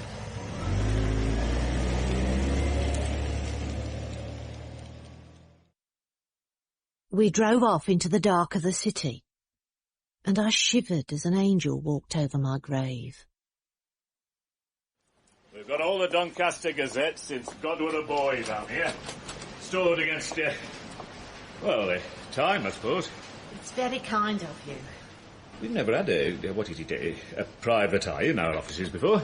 I'll be grateful if you'd say nothing, just for the moment, Mr. Pearson. My lips are sealed. Not like some of the press these days, isn't the Donny Gazette. Knows when to shut its mouth and hold its tongue. I'm glad you see it like that. Mind, if there's a scoop, a sensation, I'd be glad to hear about it to Fort London boys, just for a change. There they are, stacked in years. Marriages and deaths are usually... Nay, they're always on back page inside. You said something about a divorce. It'd be noticed, if it were a local man, or woman come to that. What name did you say? I didn't. Oh, thank God it's not a daily. I'll get on. And he went, leaving me looking at great grey piles of ancient newspapers stacked on metal shelves in bundles marked with the year in question. So, to be on the safe side, I started 8 years back and began to look for the name Alan Carter in the marriage column. It was going to take forever. Wait! Nicky? I'm expecting a call, Gloria, OK? Ace Agency, Mr. Antrobus speaking. Surveillance jets and... Nicky? Oh, it's you, Arnold. Did you get anything on that punter? Alan Carter? No, I told you nothing certain. Just wanted it checked out. If you could, we'll try Doncaster, yeah. Ta. You'll be the death of me. Oh. What was all that about? It was about Liz Parker, who was in such a spin. Oh. It was about trying to get a line on her lover boy, Charles Barton, Alan, whatever it is. I have a friend. Well, a contact in the local constabulary who owes me a favour. I was just asking him if there was any form. He's checking the computer, right? You're a softie, aren't you? Hmm? Yeah, she'll be all right, won't she? No, probably won't find anything. Storm in a teacup, more than likely. My old mother used to say that... Eureka! Got it. Carter. got you. Married to Miss Sheila Janes of the View, the Crescent, Doncaster. On June the 21st, 1980. The View? Right. It was old money bought the View. It was old money laid out the gardens. It was old money paid for the roller in the drive. It was old money paid the wages of the man who come to the door. A round-faced, wrinkled old boy in a green apron and a cap. Yes? He showed me into a room to the right of the hall. It was dimly lit. The pictures on the walls were dark portraits. The table was vast and polished like glass. A long golden velvet runner with tassels lay along it. The old lady, seated in the corner of the room in a huge armchair, was dressed in muted greys and browns. She almost vanished into the shadows. You must understand, Miss Parker, that I do not receive visitors. I am breaking the rule of a considerable number of years. 5 years, would it be, Mrs. Janes? Since your daughter married Mr. Carter, or since she divorced him? Since she died. Died? No one listened to me. The ramblings of a distraught old woman. A mother deranged by grief was what that man called me. He was so solicitous, so gentle, so warm to me in the days after. People remarked upon how much he cared for me. Two-faced. Two-faced. No. Oh, dear. Has he taken you in, my dear? Don't be taken in. I thought... he said he was divorced. He said he was divorced from... In Cornwall. On a walking holiday. I'm so sorry. The inquest said it. An accident. He was distraught. He could hardly speak about it. They were together for only 6 months. She was well placed. Her father had left her a considerable sum. Are you suggesting... I am suggesting nothing, my dear. My daughter did not go near enough to that cliff edge to fall over it. She was terrified of cliffs. Would not even climb a ladder. Was paranoid about heights. No. No, we do not. No, I will not tell, Miss... Look, we filled in all the forms, just... Yes. Is he in? Not exactly, no. I need a chat. Detective Sergeant Riley, an old acquaintance. Oh, yeah, he said. He'll have to sit and wait, I'm afraid. He's just popped out. Is Miss Parker in? She is out on a case at the moment. That's what I was afraid of. This man Barton. Maybe. Now, don't come clever with me, girl. Yes or no? Why? We found his wife this afternoon in a pond in Sutton Park, drowned.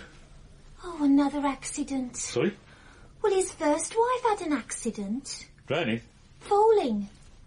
A long way. A cliff. Where is Miss Parker, then? She phoned. Said she was going to a favourite place for some peace. He sort of hit her for 6. Daft, of course, but that's life, innit? Men.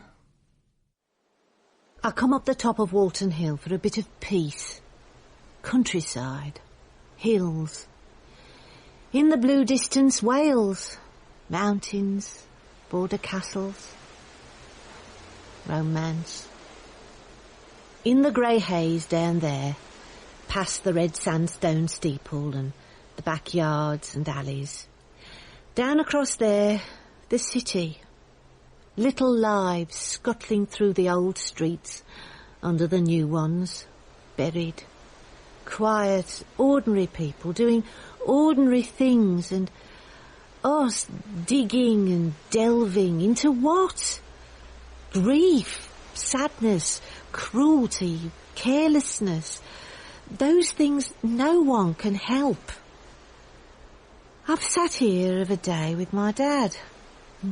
He was fit then, and a kit of pigeons on his bike, and we'd let them go, and them swooping for home, and us two after 'em, laughing. Now he's too worn out to come, and I come for old time's sakes, and comfort, I suppose. Liz? Hello, Charles. I thought you might know where to find me. Oh, yes. Of course. Mr. Parker, don't bloody guess. Just tell us where Liz might have gone. Richard, don't shout, it doesn't help. Mr. Parker! Ah, listen, my wench, don't ask me. I've been waiting with me dinner for the last half hour. Look, we need to find her. It's important. A matter of life or death, you could say. All the other one has got bells on. And listen, you stupid old... The key. Mr. Parker, if your Liz went away for good, it'd be bad news, right? She won't go away. Well, she might have no option. Just tell us where she might go if she felt, well, very sad. I don't know. You can ask her, mate. Marjorie might know. I've got her address. It's only down the road. I could have killed him. Oh, dead useful, that. You could kill us both driving like a bloody loony. What number was it?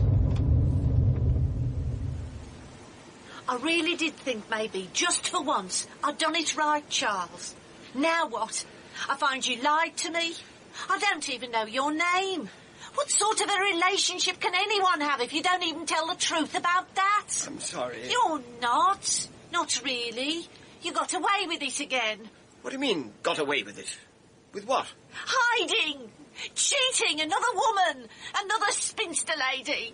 Only this time it's me and I don't like it. I'm not going to just go away and live in sin with... I might want to. I might want to be with you. I like you. I really do like you. Don't! Stop that! Just stop it! Please. My wife used to shout at me, then she'd cry.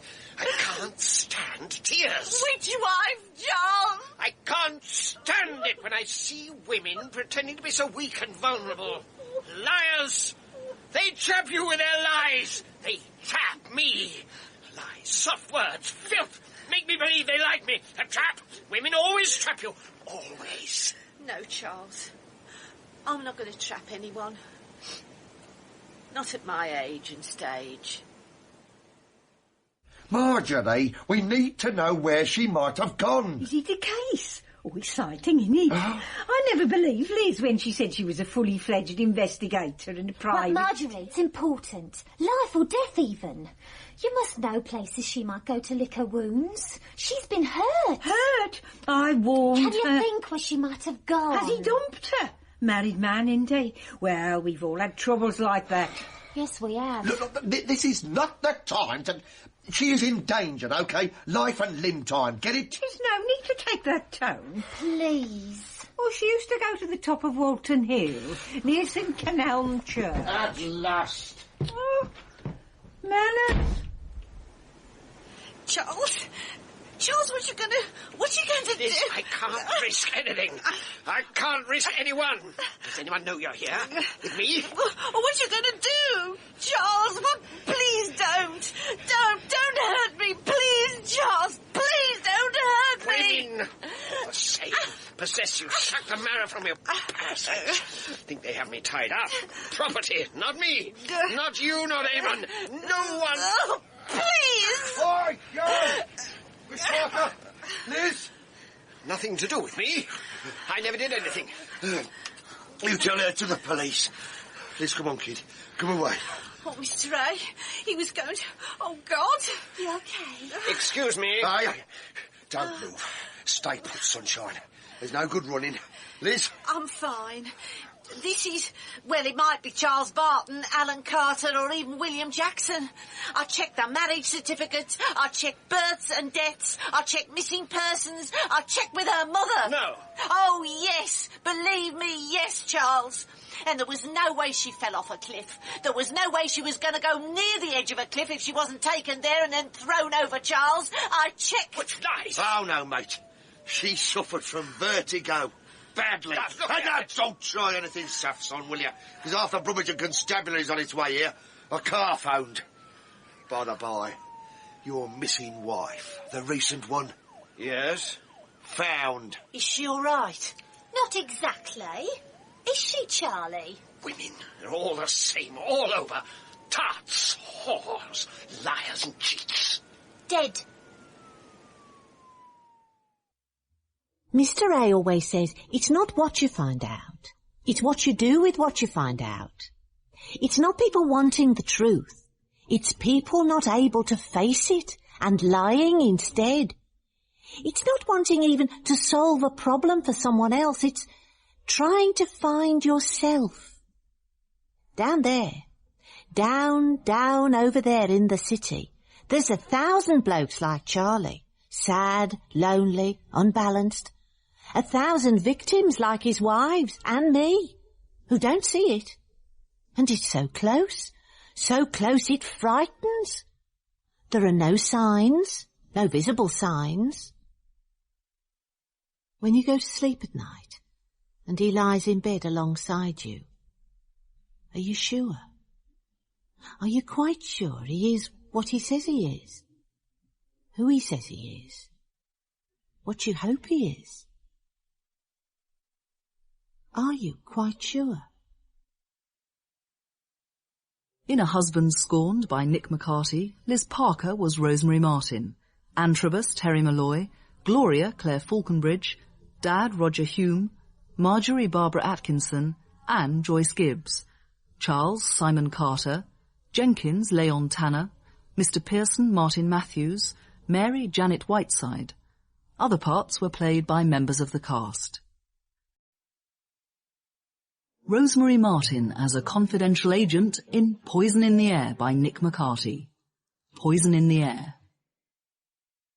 He was late. He was always late. Across the street, the old Fords, ancient Vauxhalls and the new Japanese motors surged through the capital of the British motor industry. 2 men loitered on a corner. A third saw something he didn't like and turned fast down towards the old Gas Street Basin. A few tarted up narrow boats. The Gin and Twinset Brigade carefully not there today. It was Monday, Birmingham, and a grey day. Or it might have been the dirt on the office window. He was late, and he was tight-fisted, and scared, of course. I don't want you getting any ideas, Miss... I'm taking you on as a fully-fledged operative for a number of reasons. I'm not against women's lib and all that. It's the fact that now it's all takeover bids and run the men out of town. No, I'm not having that. I took this business on. I built it up, Miss... just don't get any ideas, Miss... Do I get an office? You what? An office? You've got an office here. This is reception, Mr. Antrobus. Well, it's reception and your office now, isn't it? I suppose you don't mind answering a phone now and again, do you? Now and again I don't, no. Look, Miss... Parker! I am still the boss. You got a fag, Glor? You stopped smoking, Mickey, you promised. He looked up at the softly turning fan through the silver-grey smoke and shook his head.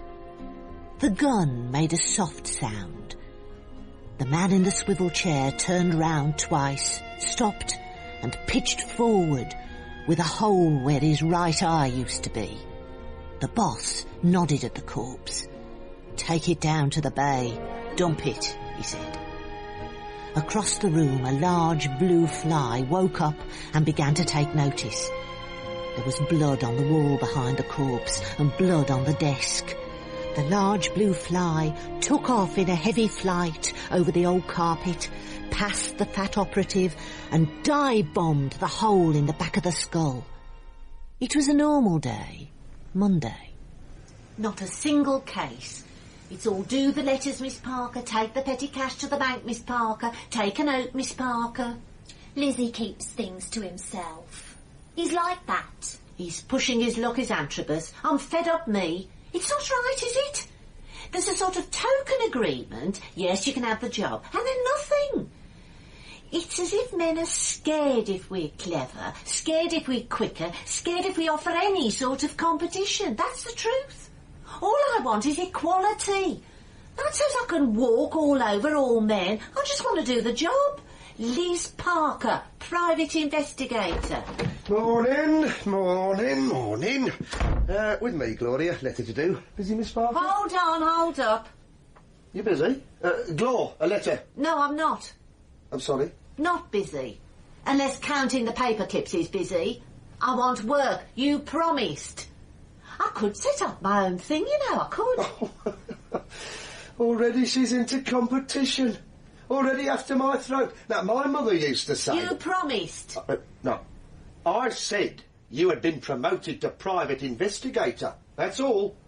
An operative in the Ace Agency. That's all. But you said... You're not taking me seriously. Oh, yes. Yes, Miss Parker. Patience in this business is a virtue, as my mother used to say. Gloria, a letter.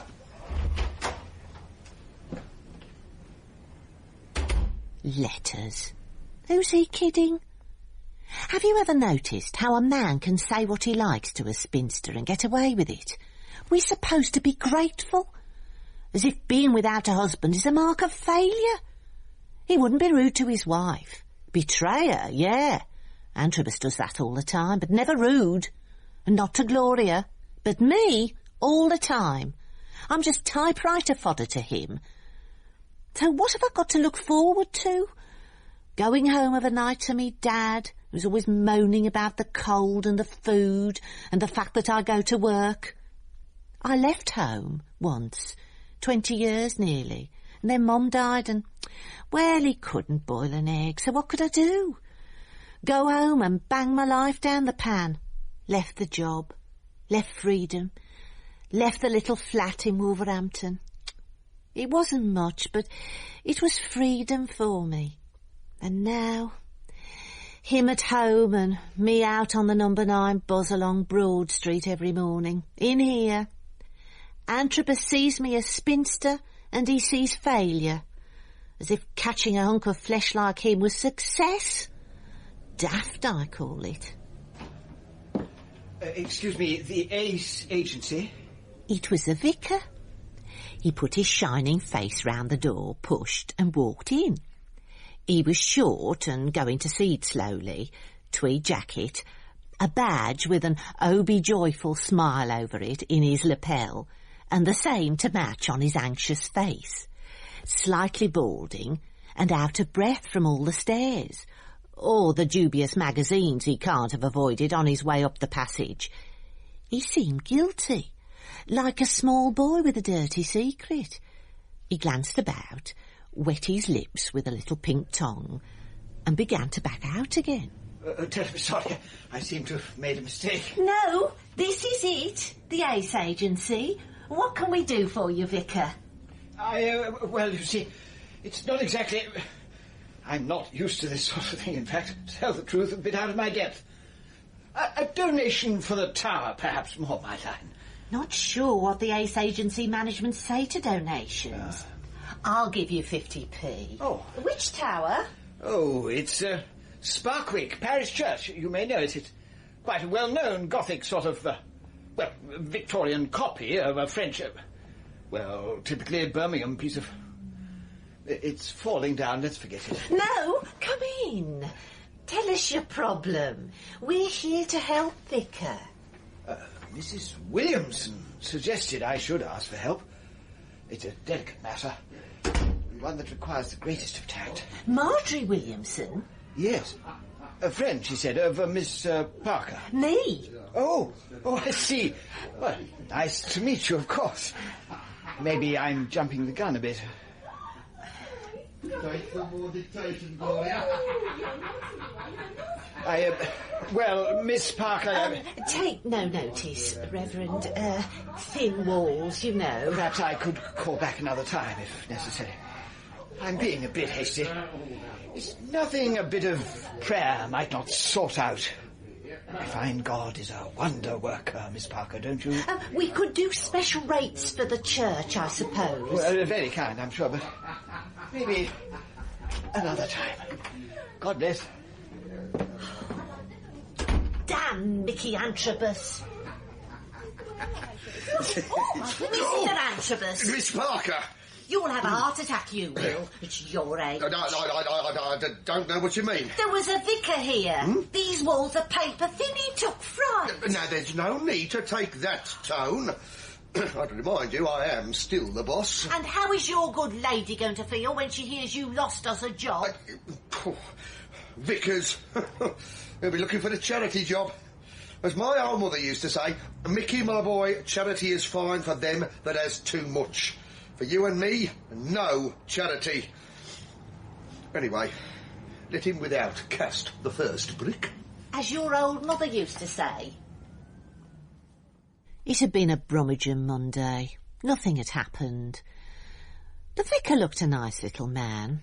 Bit sad, really, under the joy in the Lord looks. Troubled. That stuff with Gloria and Mr. A had not helped. I was cross and I left early. I hate wasted days, and Grey Monday had been wasted all right, I thought. Come in, Liz. Oh, you look a bit down in the dumps. Come in. And, oh, hold on.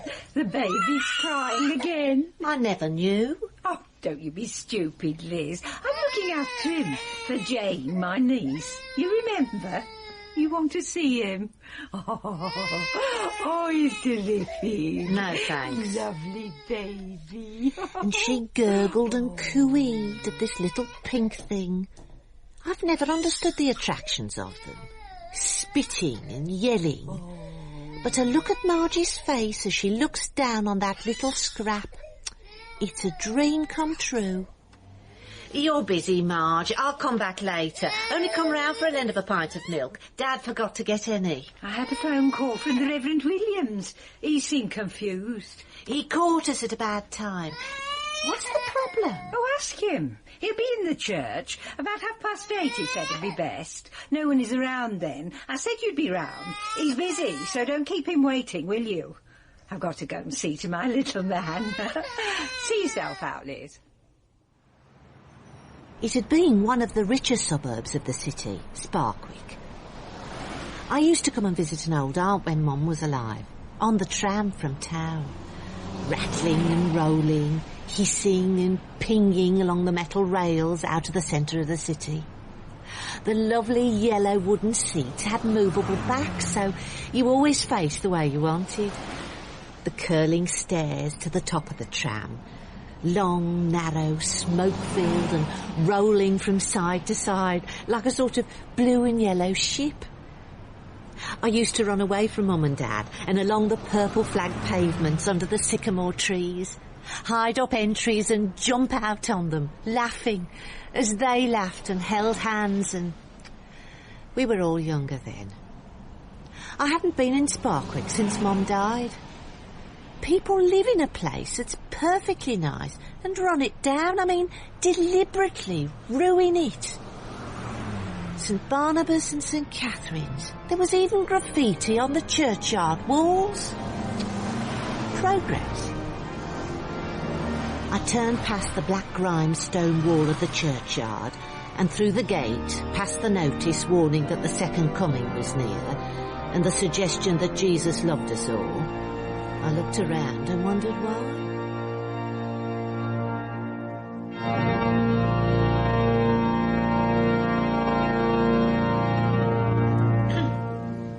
Oh, good of you. Very good.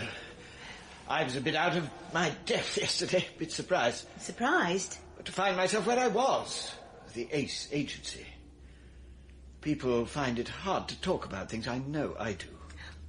Nice flowers. Yes. Yes, one of the old ladies does them. Marjorie sometimes comes over to help. Down the aisle of the church, a cold draught winds, and I suddenly felt sorry for him. This dumpy little man trying to face up to life in the city and really dreaming no doubt of cricket on the village green, Panama hats and stands the clock at 3:30. And what's his little lot? Rastas in tea-cosy hats, graffiti kings spraying invitations to do unmentionable things, and a cold, cold church. He'd make no difference in the long run. And then he got to the point. So I am vicar to a small residential home. Yes. Old people, retired people, single people. In their own places, but with someone there to see they're all right. I've been trying to get my father to look at one here, Ross. No chance. Well, we have a problem there. A lot of unhappiness, distress. Go on. It saddens me to talk about it to a stranger. This is between us, isn't it? These four walls. The problem? Poison letters. Oh, nasty. How many? 6 that I know of. There are 8 units on the site. They're very nice. Little gardens and adequate single-storey housing with a warden. Someone to do the shopping if necessary. A doctor calls. I call. A little common room for telly or a sing-song. It's very nice. Why would anyone want to send poison letters? Have you seen any? Yes. It's sickening. They're very disturbed. You should tell the police. They won't let me. They don't want fuss. I just want it stopped. Oh, I'm sure you do. My boss, Mr. Antrobus, is going to ask what's in it for the Ace Agency. Quite. Well, I'm not sure. We might do it for expenses and a small fee, seeing as it's for the elderly. No, you tell him no chance. We're not bloody Lord Peter Wimsey and all that rubbish. This is a living we're talking about. Real life here, not Lord Muck and Ariadne and a pearl necklace. This is for real, Miss Parker. A small fee. A small fee. How small is small, eh? No, don't tell me. My mother used to say to me, small fees is small cabbages, is small potatoes, is sweet damn all, Miss Parker. No. Mr. Ray, these are old ladies, frightened old ladies. No, you keep out of it, Gloria. This is business. We do cheapos. The word gets round the Ace Agency is on the skids. When was it ever off? Gloria, enough. Miss Parker, you tell the Rev that for the right daily rate plus X's, we'll sort it. Mr. Ray, be reasonable. They can't afford... I can't afford charity. Charity begins at home. As your old mother used to say. I walked down the streets towards the Sunshine Homes. Open spaces and flower beds squared off. Way over the other side, a main road hummed, but here was quiet as a butterfly's wing. An old man in a flat cap helped an elderly lady up from a park bench overlooking the children's playground. The two of them smiled at each other and walked slowly away over the grass. 6 children yelled the way they do, and shook and twisted at a swing, trying to break it away from its moorings, the way kids do these days. None of them were smiling. In the park? Mr. Burtish, very nice old man. The only man we have, in fact, if he was wearing an old cloth cap and a suit. And the old lady? He was very popular. Was? Well, old people are very jealous of each other. Friendships are jealously guarded. Squabbles don't heal easily. Vendettas are pursued as far as the grave in some cases. It's sad but true. On the other hand, anger pumps up the adrenaline, so you might say it keeps them going. A bit of love keeps them ticking too, it seems. Mr. Burtish has been snapped up. Really? Mrs. Andrews, a widow about 2 years younger than him. Not exactly love's young dream. She has bad arthritis, but it's nice to see. You keep an eye on them all the time? We try to keep out of their hair. We do pop in of an evening just to see they're settled. Do you have any of the letters? Just the one. They're very nervous. I believe there have been 6. They seem scared by it. I'm not surprised. May I see the one you were given? Of course. It was sent to Miss Bryce. She's been here a long time. Not an easy woman to deal with, but very straightforward, if you catch her right. I'll try. Thank you. Don't think no one knows what you're doing. Everyone is talking about it. Disgusting. You can't hide it for much longer. The authorities are going to know soon. Oh, dear. Nasty, isn't it? Hints and sort of threats, nothing concrete. And we've all got something we'd rather people didn't know about. It's cruel. I haven't a guilty conscience. No secrets, no wild desires, nothing.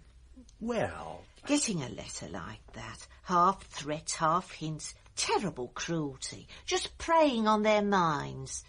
I'll have a word with Mrs. Bryce. Miss Bryce, a spinster lady. Then we'll have something in common, won't we? Fear in the air. Neat little gardens, concrete paths swept clean, net curtains. In the closed community that formed these eventide homes, terror stalked the ground. A postman's call, a trigger, the envelope under the door in the morning, guilt, fear. Poison in the air. 2 on the mat with the milk. Filth. Can I see one? Oh, I don't agree with all this fuss. Ignore it and it'll go away. It might. The room was as neat and sharp as Miss Bryce. The furniture she brought with her, highly polished.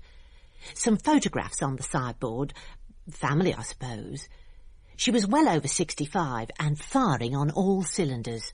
A hard face. Her grey hair sleeked back into a bun. Her blue eyes sharp and darting. The only real sign of age was in her hands. They were knotted with arthritis. It was painful to watch her lift the teapot. Shall I pour? I won't be beholden. I won't. Oh, it'll come to you. No family, Miss Parker? Oh, it'll come to you. Yes, I suppose. Yes. I burnt the letters. Whoever sent them was just being wicked. If I was religious, I might pray for them. You're not? Oh, I can't stand God botherers. No. Stand on your own feet. Take what's coming. Get on with it. My way. If the others stop making a fuss, there'd be no need to get people like you bothering us. Some of them are very scared. Then they should ask their families to help. They've got people to lean on. I thought that's what families were for. You lean on yours? I get on by myself. Can you think of any reason why anyone should be sending these letters, Miss Bryce? Any reason at all? I do not intend to bother thinking about one. The letter, Mrs. Barker. No, I don't want. I didn't keep it. I gave it to my son when he came to visit. He burned it. Now, if you don't mind, I'm not feeling too good. Have you had any more, Mrs. Barker? Oh, I don't want to talk about it. My son said to ignore it. Burn them if I've got any more. Sorry.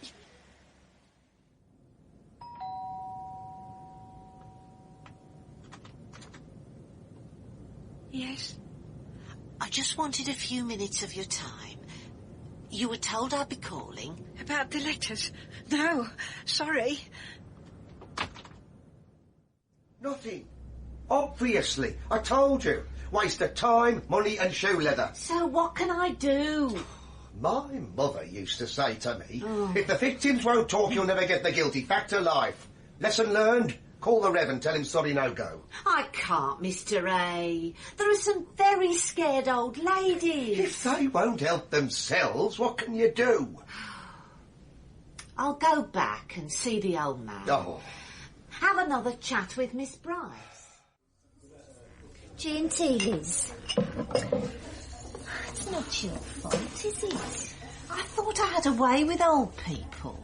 Got enough practice with me old dad. Nothing. Stone-walled me, all of them. That's it then. Oh, sad. Cheers, Gloria. Cheers. I just hate giving up on it. Them. I got the call the next afternoon. Get down to Poison Pen Alley and see a man about this and that. I took off as Mr. A walked through the door.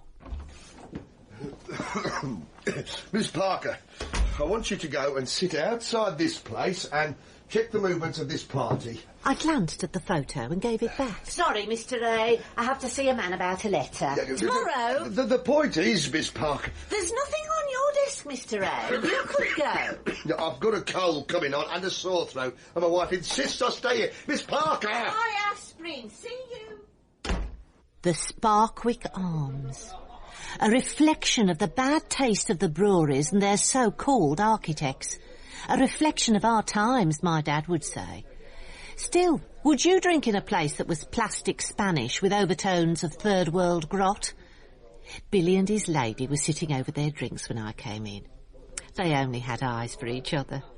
Billy and Alice looked into each other's eyes like love's young dream. Nice, really, if you could forget where you were. Alice can tell you, girl. Nothing to do with us. You get letters like that, what do you do? I cried. I did. The last one I never showed you, Billy. Oh? It said things about you and me and my grandchildren. Nasty things, unkind things. So it was someone who knew you had grandchildren? I'll tear the throat out when I find them. She doesn't want to hear about that, Billy. I got over it. I was lucky. A trouble shared. You must find that with your hubby, Mrs. Parker. Well, not exactly. Not married.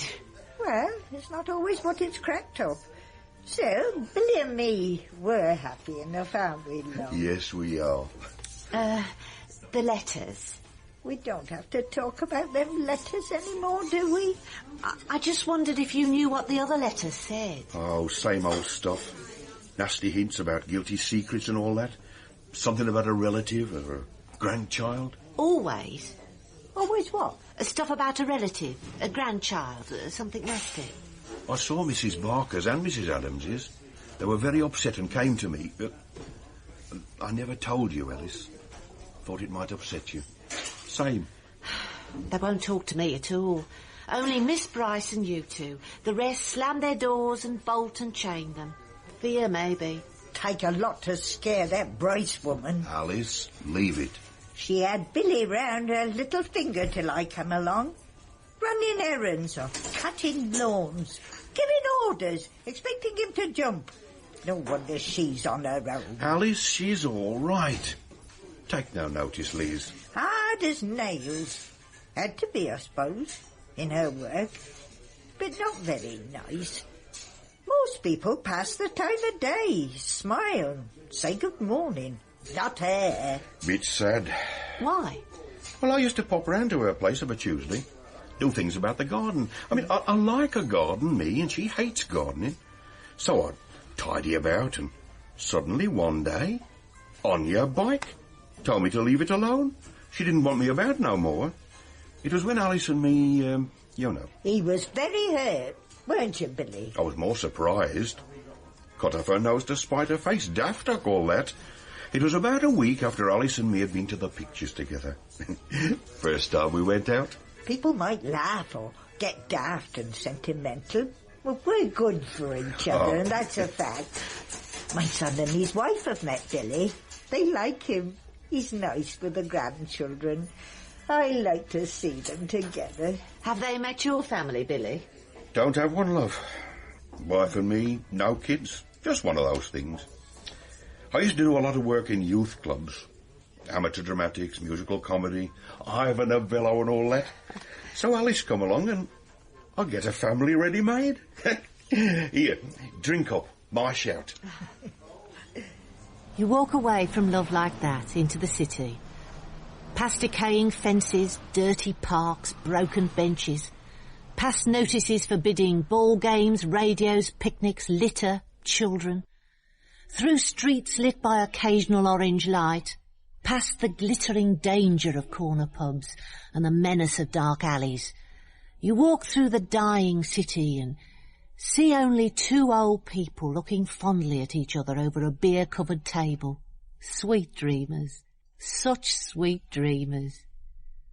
And in the air, poison. You get a feeling that it's all obvious, and you're not seeing the situation, not seeing it clearly, And yet it's there in front of you. I went home and found Dad out and Marjorie sitting in her car in the street. You coming in then, Marge? Oh, just for a minute. Got to get back to take over the babysitting. It's bridge night, Marge. Oh, sorry, can't. Family comes first. Well, thanks a lot. Don't let me keep you. I can't help it, Liz. No need for you to go off the deep end. Well, it's just so casual, isn't it? What am I supposed to do with my evening now? Sit and look at the walls, is that it? Up to you. Well, thanks a million. Damn, damn, damn. How dare she? Family come first. Family. Cut nose off to spite face. Oh, wow! Marjorie, you have a great and uncanny skill. You know exactly how to hurt, and you have just pointed me in the right direction. Great! The sad and the lonely, the damaged, the broken-hearted, the misfits and the old. Put them away behind shutters, behind bars, blinds. Hide them. Leave them in their small rooms and forget them.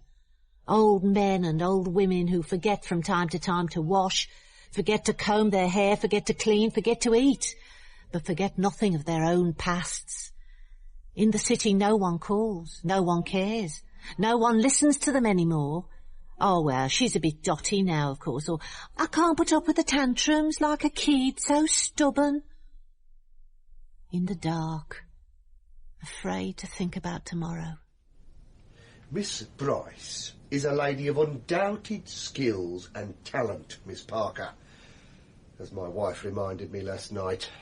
We had seen her on our honeymoon in Clacton, on the pier, or in the Winter Garden. It was a wet time we had there, I remember. Out of season, of course, and a bit cheaper. Now, my mother used to say, you don't miss anything but a bit of sunshine, so who's worried about sunshine? Oh, your old bird played and sang selections from Ivor Novello. I remember it very well. Oh, Mr. A, how romantic. Maybe it was, Gloria. I forget that bit. Me, I'm tone deaf. Don't know a singer from a mutton chop, me. Now, my good lady wants her to sign something. A picture, maybe? Well, she's an old lady with arthritis. Well, she'll have a publicity picture. Theatricals always do. It's their egos. They don't give a damn for anyone till it's too late. I mean, nothing matters. Family, friends, children, all go hang. All for a career in the Winter Gardens, Clacton. Oh, I ask you, I mean, is that a career? Glor, will you be in later? Yeah, why? I might want a favour. I'll ring you. But Mr. Hold on. Oh, damn it. Easy, isn't it? When you're listening properly. Hints and nods. And then suddenly, clear as a bell. I am quite sure, Miss Perkins. Parker. Oh. No family at all? Not as far as I'm aware. I think you should know something. I received one of these letters. I'm ashamed to say I did nothing about it. Have you still got it? It's there.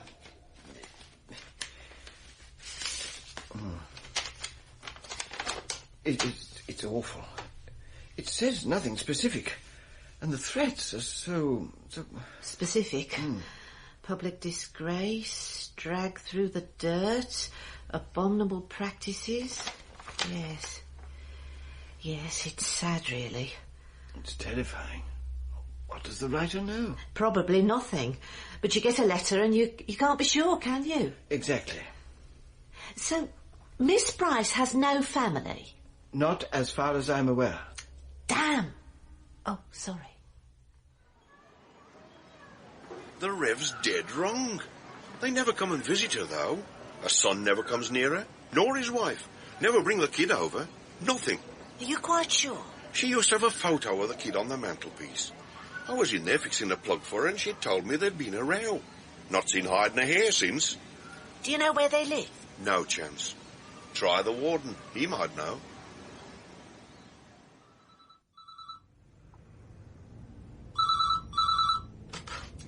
Ace Agency, your problem solved. Matrimonials, debts, wills and personal problems. Lord, it's me. Tell these Neebs we've got to collect a package. You'll need the car. Yeah, right. It was never really the top. More well, as the vulgar might say, amongst the wines and spirits. Sorry? Wines and spirits at the bottom of the bill. Not a measure of my talent, more a lack of luck on my part. I see. I played some nice places. The summer season, Torquay, Bournemouth. I played the Winter Gardens at Eastbourne, the Grand at Harrogate. The Pier at Clacton. Clacton? How did you know that? A friend of mine recognised the name. His wife, actually. Was your husband in the same line of business? My husband? He was a salesman, moving about to make a living. Yeah, I suppose. Till he died. Died, Miss Bryce? He left you, didn't he? Yes, he left me. Yes. Men. Unreliable creatures. You have a son? No. No. It's not what I heard, Miss Bryce. You have a son and a daughter-in-law, and... Who told you that? I checked. A son, then. You see him? You will know I don't see him, Miss Parker, I'm sure. He should never have married. I told him he was a fool. She'd be no good for him, none at all. Useless. I warned him. And you don't see him or her? I've no wish to see him or her. Nor your grandson? I don't want to talk about it. Just go away and leave me alone. Oh, please, just mind your own business. You don't write to him. Don't call him. Never. I've always found, Miss Parker, that a decision once made is one less trouble in the world. I make up my mind to do something, and that is that. I told him I'd no wish to see her again. He said if that was the case, then I couldn't expect him to come and see me. Very well, I said. That's so lonely, Miss Bryce. Trailing about the dreadful bed-sitting rooms and boarding houses like I've done. Playing the piano to audiences who never listened. Playing Ivor Novello medleys and tea rooms in Clacton. You don't think that was lonely? I'm sorry. I don't need pity. I was thinking about your grandson, who was never going to know his grandma or hear her play the piano. Never going to hear the stories she can tell him, the excitements and the romance even, more than most people. You got away, lived. It's something more than most people. You, Miss Parker? Me, Miss Bryce? Trapped by a demanding old father. Dragged back from freedom to the fold. I made an escape, and I allowed duty to drag me back. I'm sorry? I'm not, usually. I care for him, and he needs me, and, you know, it's roots, isn't it? Cutting them away would be so cruel, so... I'm not so very sorry for myself. Am I? Are you, Miss Bryce? I remember once I was on bills with... Arthur Askey and Trinder and Rowitz and Landau. Fine pianists. They like my work. Told me so. Anne Ziegler and Webster Booth. Such fun we had. I really want to hear. Can we go for a walk? It's such a nice day. Did you know Henry Hall? I remember as a kid listening to him on the radio. And we walked away from the sheltered housing and down the road to the park. I just hoped Gloria had done a good job at her end. Miss Bryce never stopped. Once she got wound up, it came out in a stream, as if she'd been waiting, just waiting for someone to talk to about those lovely, long, lonely days playing rotten pianos in concert parties, tea rooms, winter gardens, ballrooms, and for amateur operatics. Lonely, of course, but with the occasional excitement. I said then, never again. Living out of a suitcase. I did my best. Sent my son to school. He came to me in the holidays. Hung around waiting for me to finish. Hung around theatres and tatty digs. No coward, promised me a tour on a cruise liner. He's been kind. Never happened, of course. Dreams. We walked down to the swings, and she went on talking, not looking around. So many dreams and hopes. Then I couldn't play so easily. My hands began to stiffen up. Arthritis. I managed to get work in the tea rooms, and then in the winter did the occasional work for the local amateur operatics. It's me! John, Grandma! It was so lonely. Gloria waved to me from the car. I walked over, left the old lady and her grandson to it. This was the easy bit. We drove them home for tea. Come on, Gran. I want some chocolate biscuits. Law, take him to buy some chocolate digestives. 10 minutes. We'll put the kettle on, OK? And Miss Bryce and I got out of the car and into her house. She didn't really know what to say. It had been a nice day, I suppose.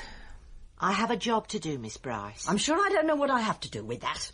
Everyone who had a letter, a nasty, poisonous letter, has a grandchild, family, visitors, everyone except you. And what's that got to do with me, Miss Parker? You were cross when Billy began to go out with Alice, jealous. He suddenly had family again.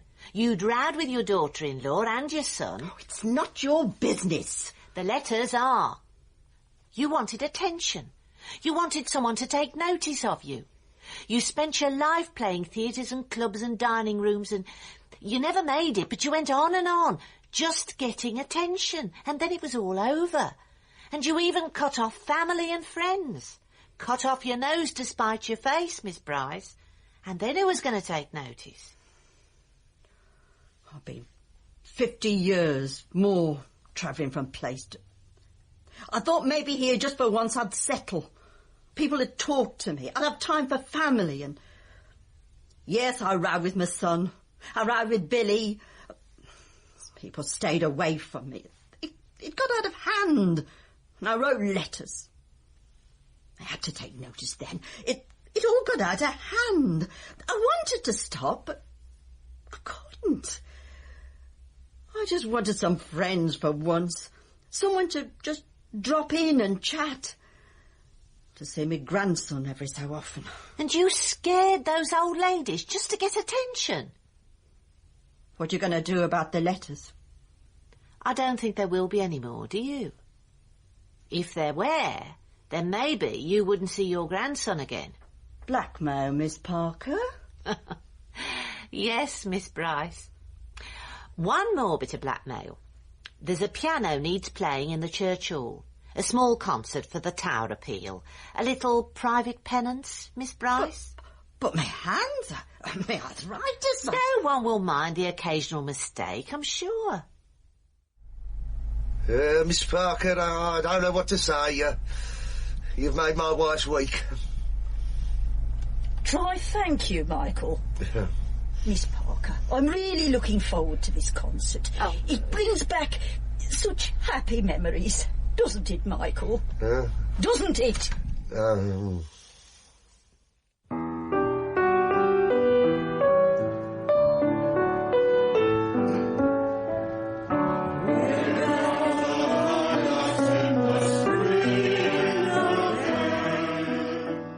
Funny. Simple things can do the most terrible damage. A little family row, a refusal to see the other side of the coin, and suddenly a whole neighbourhood is terrorised. Whispers and allegations, threats and poison in the air. And now, I've an Novello across the mean and dirty streets of the city. Past the graffiti on the churchyard wall, beyond the notice telling us to repent, in a dirty, scruffy church hall, an old lady struggles painfully through old memories, old dreams, old and failed aspirations, and some old people sing and remember their own past glories.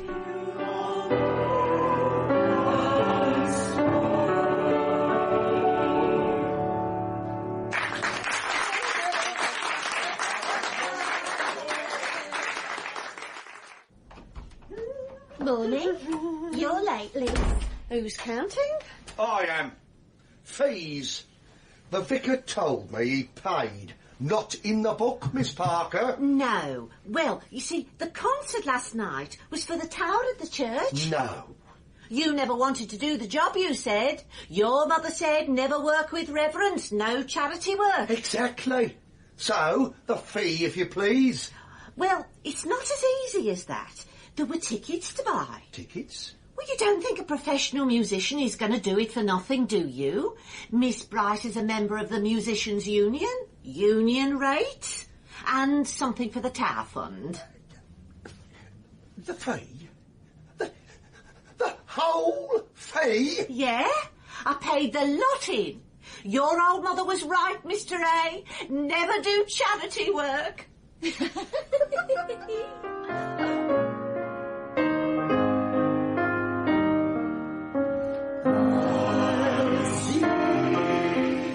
In Poison in the Air by Nick McCarty, Liz Parker was Rosemary Martin, Antrobus Terry Malloy, Gloria Claire Falconbridge, Dad Roger Hume, Marjorie Barbara Atkinson, Anne Joyce Gibbs, Vicar Simon Carter, Supervisor Alton Douglas, Billy Ralph Lawton, Alice Vida Warwick, Mary Judy Bennett. The pianist was Harold Rich. Other parts were played by members of the cast.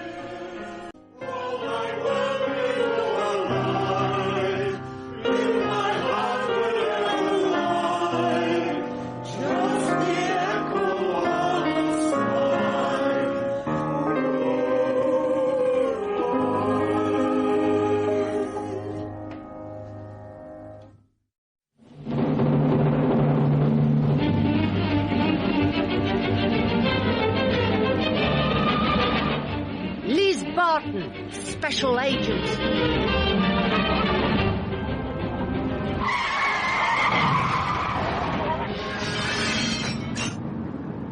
Special agent. Come off it, Liz. Dreams. Fantasy time. I mean, to be ambitious, you'd hardly join the Ace Agency, Broad Street, Birmingham, would you? If you had ideas, you'd not be stuck typing over a curry emporium and a pawn shop near enough, would you? You'd be, well, shaking the dust. Moving on down 5th and L, or out to the coast, or... I mean, Birmingham. You can't expect Packards with running boards and silver grills like fences, speakeasies with little spy holes, the smell of bootleg hooch, and the sound of velvet-fingered piano players tinkling away the night. Well, I don't think so, any road. Me, I'm tucked up with cocoa and a good book, not out on those mean streets. Dreams, glitz and lies. It was the same when I joined Mr. A, after all. It's been the same ever since. Secretarial. Know what I mean? It'll be the usual stuff, of course. Routine in the office, Miss...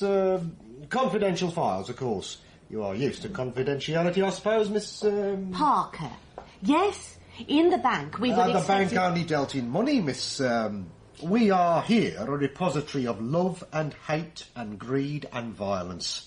In these filing cabinets lie secrets of great moment. He means it, Noel. He does. He sees it just like that. It's been different for me.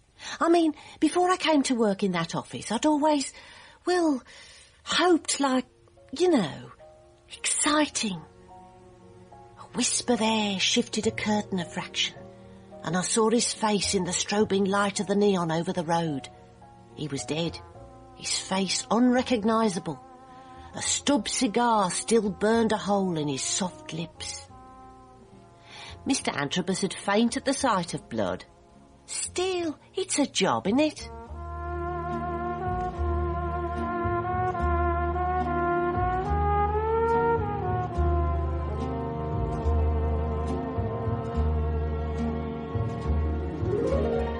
A Confidential Agent, Case Number 2. All That Glisters by Nick McCarty, with Rosemary Martin as a confidential agent.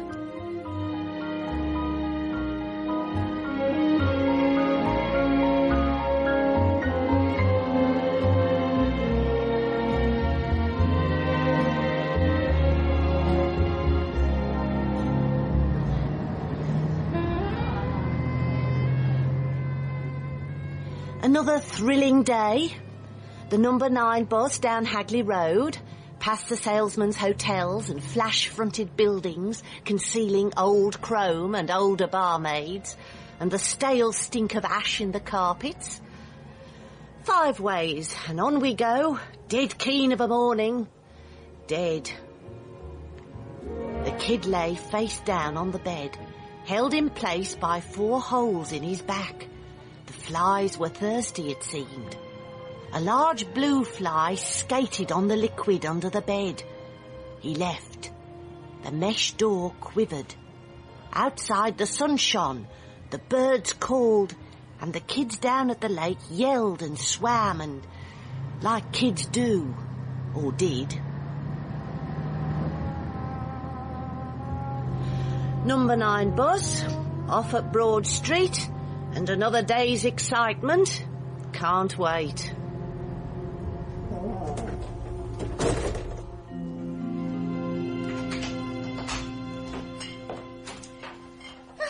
Milk, kettle on, post if any. Not much today. A couple of bills from the look of it. Mr. A can have them. 2 catalogues for Christmas cards. Only what would you like?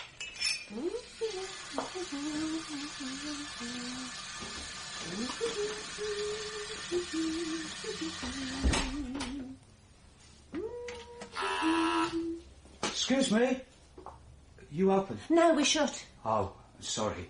I'll, right then. Hold on. He's not in. Sorry? Mr. Antrobus, the operative we'd assigned to whatever it might be you wanted sorted out, Mr. Trevor Harvey. Look, I'll go away and come back later. No, sit down, have a cup of tea. We're not that busy. Not turning away work. I've never been to a detective agent before. I mean, I feel a bit of a prat, tell her the truth. Always a first time, Mr. Harvey. Now, I could take a few details before Mr. Antrobus arrives. He's been out on a very big case most of the night, so, I'll just fill in the form. Biscuits. I've got some nice ginger. No, thanks. Just the tea. Ta. What exactly is the nature of the problem, Mr. Harvey? Well, it's not exactly... I mean, I feel a right Claire now I come to talk about it. There's this girl, say. Oh, pregnant, is it? Not sure whose it is? No need to be shy here, Mr. Harvey. All of life passes through those doors, or that door. Now, we need the facts before we can do anything, of course. No, nothing like... Look, I don't think I'll bother. Well, I think you should, you know. Nothing surprises us in the Ace Agency. Nothing whatsoever. She went missing, see. She being who? My girl, Tracy. One day there, the next day... I was supposed to see her. I mean, a date, and she never... Then I called the number in the club and gone away, they said, at her work, and her landlady never answered the calls anyway. And I never seen her since. How long is this, Trevor? 2 weeks. She just walked away, not a word, not a goodbye, nothing. I want her found. Can you do that, Miss... Romance, Miss Parker. My mother always used to tell me, keep romance for the small hours and never in the office. But he's a nice lad. I told him... Oh, it's perishing out there. Who's a nice lad? No one, Gloria, no one. So you're not going to help him? Not a dick of bird's chance in hell, no. I cannot abide missing. It's messy, it's expensive, it's confusing. There's always a lot of legging around and it costs us money. Did he look as if he had 2 pennies to call his own, this young man? What's his name? Trevor. Well, like that name, Mr. A. Just keep out of it, Gloria, if you don't mind. He's a nice lad, desperate. I have seen enough nice and desperate poor people to paper walls with, Miss... I'm sorry. Go to the police. You've got a missing person, they spend 20 minutes of taxpayers' money looking. Photographs, photo fits, artist impressions, looking like muzzy ancient photos of anyone's aunt. Nothing. It's the same for us. Nothing. I said we'd meet him lunchtime in the Albion Arms. Oh, we'll expect a liquid lunch as well. Double no, sorry. Well, I think that's mean, Mr. A. Maybe he's in love. Was he in love, Miss... Parker, I think he was. You see? In love. Lost without her. Passion. Shame on you, Mr. A. Shame. Sentiment and business. No chance of being good bedfellows, my mother used to say. So what do I tell him? Nothing. Stand him up like his lady friend has, no doubt. He's had the bum's rush, Miss... That's it and all about it. My mother used to say 2 things to stay out of Michael in this business. One is murder and the other is love. Tell him that if you see him. I wouldn't. Now, Miss... we had some business, I think. Well, I think you're being mean, Mr. A. I really do. And he follows her into the inner office with anticipation written all over his piggy eyes. It's the first time I'd heard her do anything other than giggle. I thought it was all she could do, more or less. Still, nice of her, that. Bit of sisterly support there. But off she goes, docile, into the inner office and a little fast typing. Or something.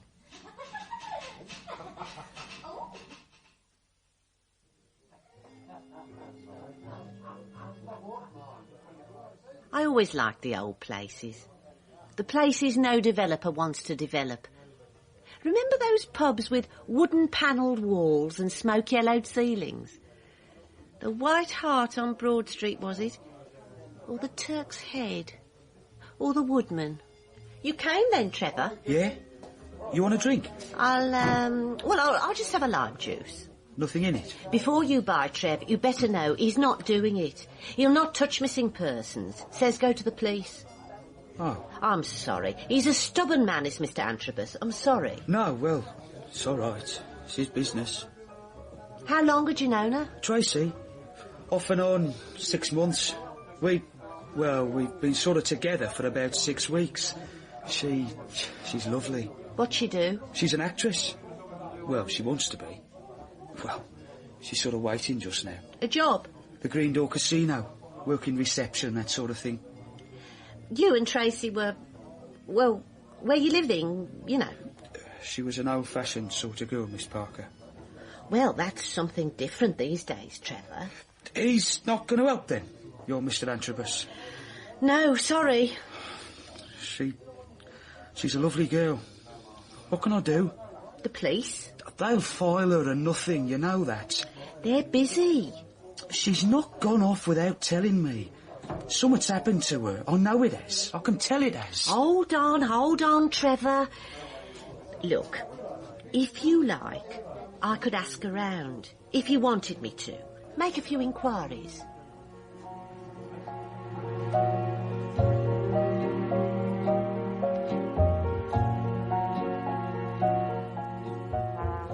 He wanted help. He needed it. He looked for her in the cold morning light. He checked the dark reception area. Nothing. He looked through the door into the bar, and the dust of yesterday was still falling across the old tables. He checked the main room, and the old masters, second hand, glanced down the room off the walls like so many fakes, which they were. The room had been full of phonies and patsies, whatever way you looked at it. The girl had gone. Was she a mole, a doxy, or the sweet, breathing lovely he believed her to be? Who knew?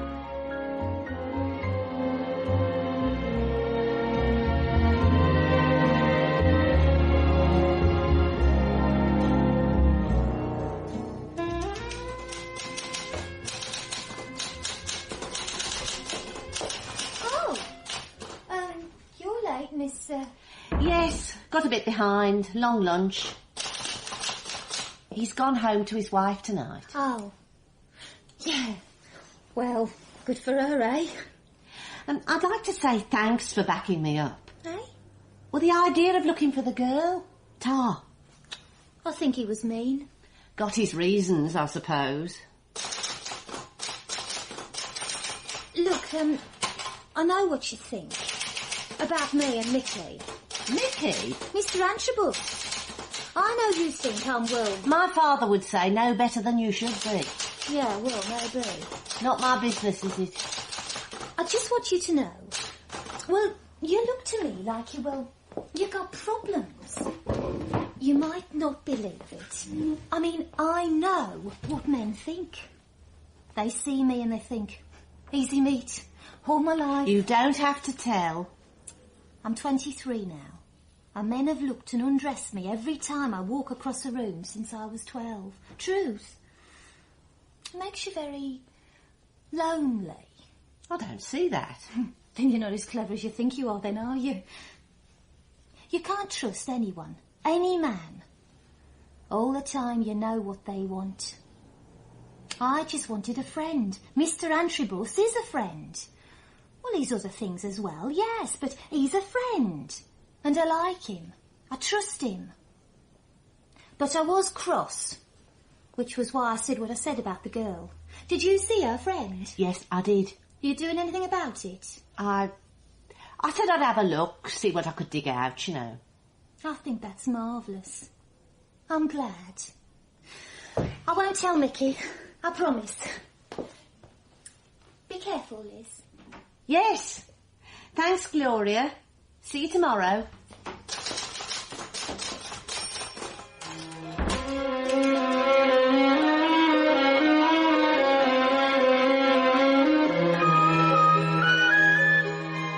I walked down into the city to catch the bus.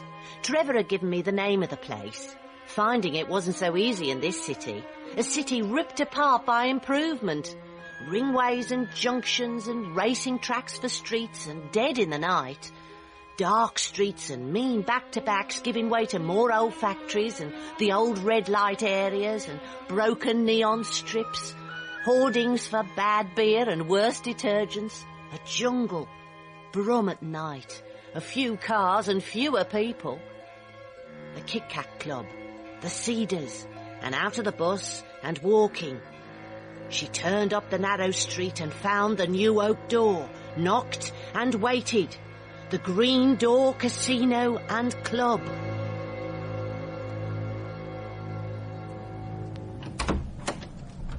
Yeah? A friend said... You a member? No. Can I join? £5 at the desk. You want your own? Yes. Oh, I'm expecting a friend. Name? Parker. Miss Parker. Sign the book. In you go. For the £5, of course.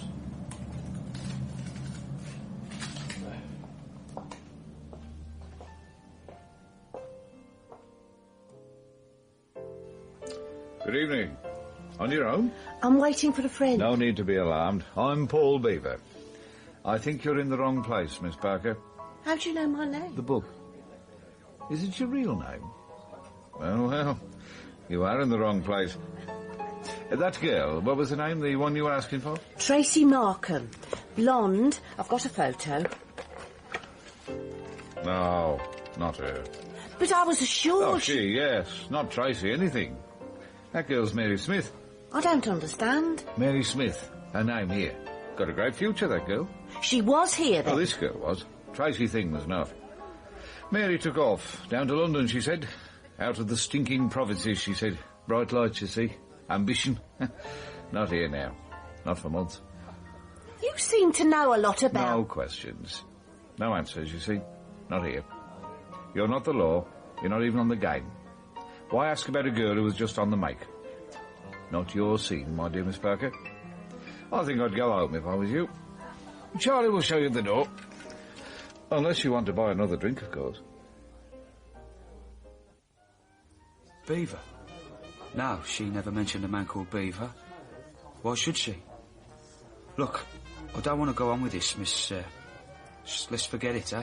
Because he's the boss. Owns the Green Door. Very respectable man, I checked. Liked by the police committee. A public-spirited man. Into charity work. Local solicitor. Connected in all the right places. Now, why don't you want to go on with it? They sort of warned me. Well, not exactly.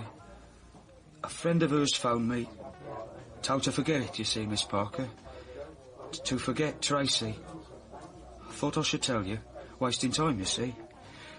She's gone to London, the woman said. Friend of hers. I was warned off too.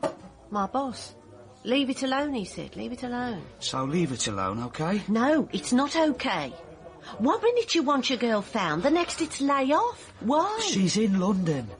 Friend of hers called me, told me. So, forget it. You're scared? No. You've been scared off. Not me. I'm going to find her, now. Nothing to do with me.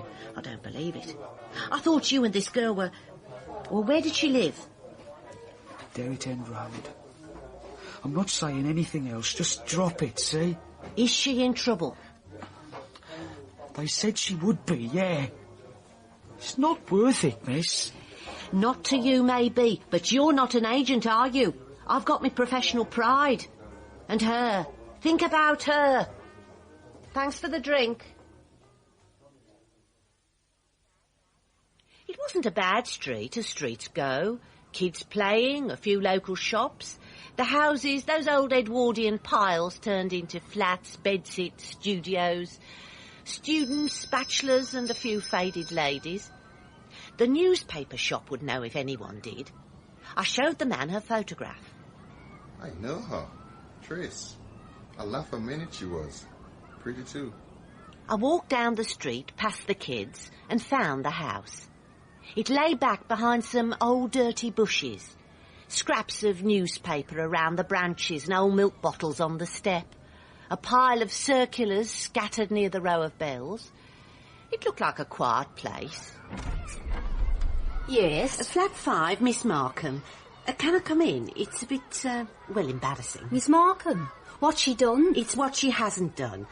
Who are you? Her landlady. She's not in. Not been in for 2 weeks. Holiday, they said. Who said? The gentleman who came round and collected her things. They had a note from her. I didn't do anything wrong, did I? Can I come in? It's a matter of some late payments. Repossession, I'm afraid. We've never had any trouble in this house, never. A respectable sort of clientele here in my house. It smelt of cabbage and old socks in that corridor. The landlady didn't smell any sweeter. I followed her up the stairs to the first floor landing. The wallpaper was Indian restaurant. The light poor, the paint dirty.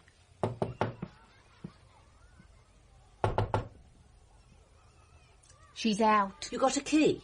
Oh, I'm not sure. Well, just to take a look around. Make sure she's left the telly behind. We've been called before. I don't want any trouble. Promise. It was a nice enough room. Kitchen and bathroom separate and some nice posters on the walls. Film posters mostly and a couple from travel agents. Anonymous stuff. I looked through the drawers in the room. The landlady didn't like it. The telly's there. What's she doing? She left her credit cards and a chequebook, see? Funny things to leave if you're going on a holiday. She had left them. And a wardrobe full of clothes. Tracy Mark and Mary Smith, whoever she was. Never gone on any holiday. The men who came for her. There was a woman. Tall, dark, spoke nice enough. The faint smell of cigar smoke hung in the room. A pair of shoes by the bed, a cigarette in an ashtray, cold. The remains of a meal 2 weeks old and congealing on a table. The signs of a hasty exit, I'd say. She's a nice girl. Does work with down and out round New Street Station on her evenings off. Often see her coming in late, doing what she calls the soup run. A good girl. Respectable. I'm sure she is. I'd just like to find her, that's all. Who are you? A friend, in a way. The old woman was not happy. I looked into the drawer at the bedside table. Nothing there. I felt into the back of the drawer and found a small piece of card. A visiting card. Funny. What's it say? Roy Choker, photographer. Family and glamour work undertaken. Fair rates. Who's he when he's at home? I made my excuses and left. I took the card. Hold on, hold still. Very nice. Fine, Ty, you can move now. I'll have a couple of copies of the pictures if they're all right. Yeah, don't get a lot of call for these days, no. Go to the station, sit in the booth and flashbang, it's done. I assume you want something a bit better than those washed-out pics, eh? Roy was a rat-faced man, half a day's growth, and a cigarette burning on the edge of the counter in the shop. Some dusty wedding pictures with hazy smiles and the dull gleam of old expectations. 2 coy but large blow-ups of children cuddling blankets or favourite pink teddy bears. While he set up the camera in the back room with the black drapes, he talked. Something tasty for the passport. Where you going, love? Holiday, is it? Just look to the right a bit. Good. Hey, did anyone tell you? You've got nice bones. Yeah, very nice bones indeed. Hold it. The ash from his cigarette spiralled down across his shirt and the ancient black tie he tied when God was a boy. A friend recommended me. Oh, I like happy customers. She said you were very good. Oh, really nice of her. Who was it, love? Tracy Markham. She said you were the best. She said... I see. Friend of hers. Where did you say you were going with your passport? I didn't. No, you didn't. Yeah, I enjoyed doing her pics. Nice they were. Tasty, know what I mean? A lot of people like those shots. You were a good friend. In a way, I suppose I am. Yeah, she made a lot of money. Photogenic she was. Was? Yeah, went away to the big-time London modelling, that sort of thing. Ambitious. You sure you only want passport pics? What else? Well, like I said, you fancy a cuppa? Why not? We sat in the back room and he made tea. The camera sat on its tripod and glinted in the light that leaked around the blackout curtains. Like I said, you've got good buns. People like, a more mature lady, some people. Yes? The motherly type, yeah. You could make a packet with your looks.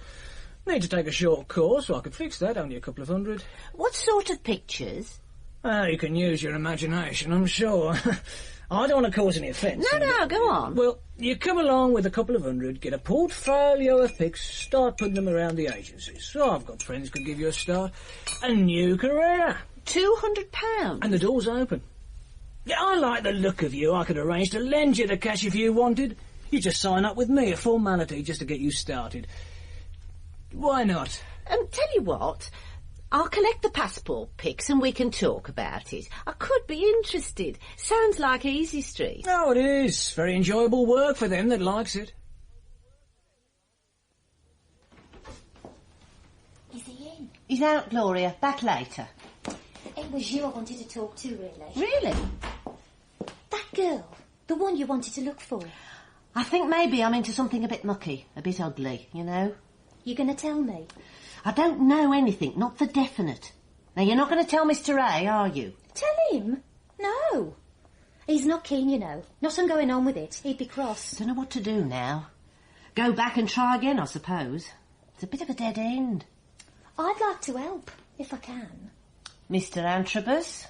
I can deal with Mickey Antrobus, no bother. He likes me, you see, so, easy. I looked at her for the first time, I suppose. She was blonde, of course, blue-eyed, naturally, and built like... Well, we can all use our imaginations, can't we? And Mr. A, being what he is, she was nothing if not obvious. But suddenly, she's offering to help. And from her look, she meant it. There but for the grace of Mr. A, perhaps. I don't know. Ace Agency, your problem solved, debts collected, wives watched.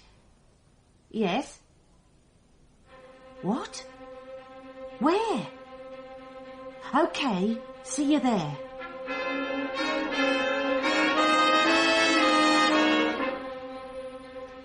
I left fast.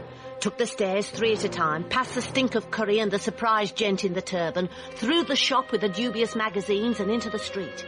I looked to right and left. No one. I was on my own.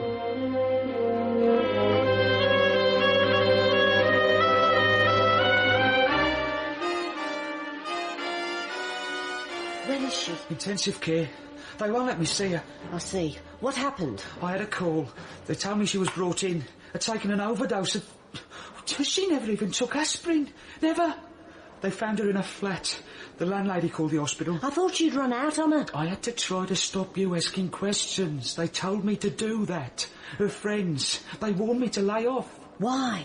Can't say. Why did she do it? Any idea? No. I tell you, she never ever took... I mean, what happened? She went off, just took off, vanished, like I told you. Now she's sick, really sick. They won't tell me much. Not a relative, you see. She left a note addressed to me. Can I see it? Here. She says that... I don't want to go on. Sorry, love. Just forget everything. Sorry. Love. Hospitals give me the shakes. Walked down white-tiled corridors, soft sounds, dim lights over half-glassed doors, the gentle sounds of sleep and death. I walked out, left him. He sat on the bench by the tropical fish tank and slumped, waiting. It's all waiting at night in casualty wards, all hanging on threads. And the girl in the intensive care, with those colourless tubes in her arm and through her nose and the ticking silent clocks, waiting.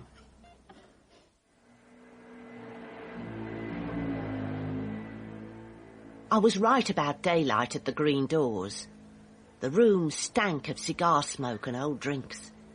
Charlie the bouncer looked as white as a fish's belly in the daylight, or the excuse for it that trickled under the doors. The bar was stacked with empties. 2 words let me in.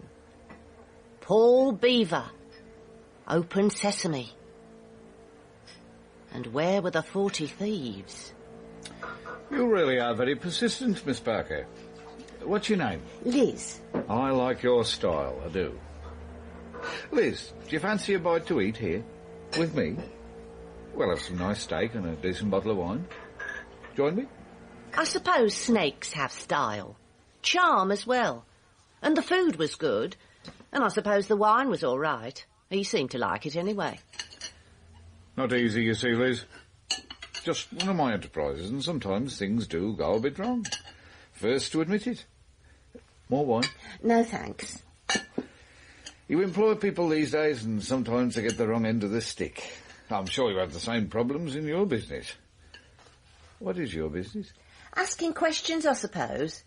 Looking for my friend. Tracy, was it? Mary. Who? You saw the photo, you tell me. Mary, then. Oh, I told you. Gone away. Left town, legged it. I like the look of her. She was highly recommended. You like the look of her? I like ambition, you see. Me, I was born with a silver spoon in me gob and all the advantages. Good education, nice parents, qualifications, all that. I have a good business. I have 2 or 3, in fact. Connections in the city, councillors, policemen, the church. People I respect, who respect me. Now, I could make you an offer. I like the look of you. Sensible woman with sensible attitudes, I'm sure. Really? I just want you to go away. Just forget it. If your friend wants to get in touch, no doubt she will. Nothing to do with me or mine. Now, I'm very busy this afternoon. Some planning applications to see to, and some old friends to see. My kids have a sports day at school. Nice school, is it? St Braid's is all right, I'd say. Gives a girl a real polish. Not coming into this business then, Mr. Beaver? Switzerland to be finished, and then, well, whatever they want within reason. Nice. Jealous? Of them? No. If I hear anything, I'll give you a call. Give us your number and I'll make sure you know she's safe and sound if I hear before you do. Tell her there's always a job here. She'll understand, I'm sure. Don't rush away. I have to go. See a man about a dog. It was a pleasure. Yes? Oh, you. It's no good coming in. She's not seeing anyone, not even a young man. Just gone to her flat, shut the door, not even said good morning. No explanation. I told her. I said there's been people round about the telly and the Never Never, and she just shut the door in my face. I walked in past her and up the stairs as she went on and on. Her door slammed.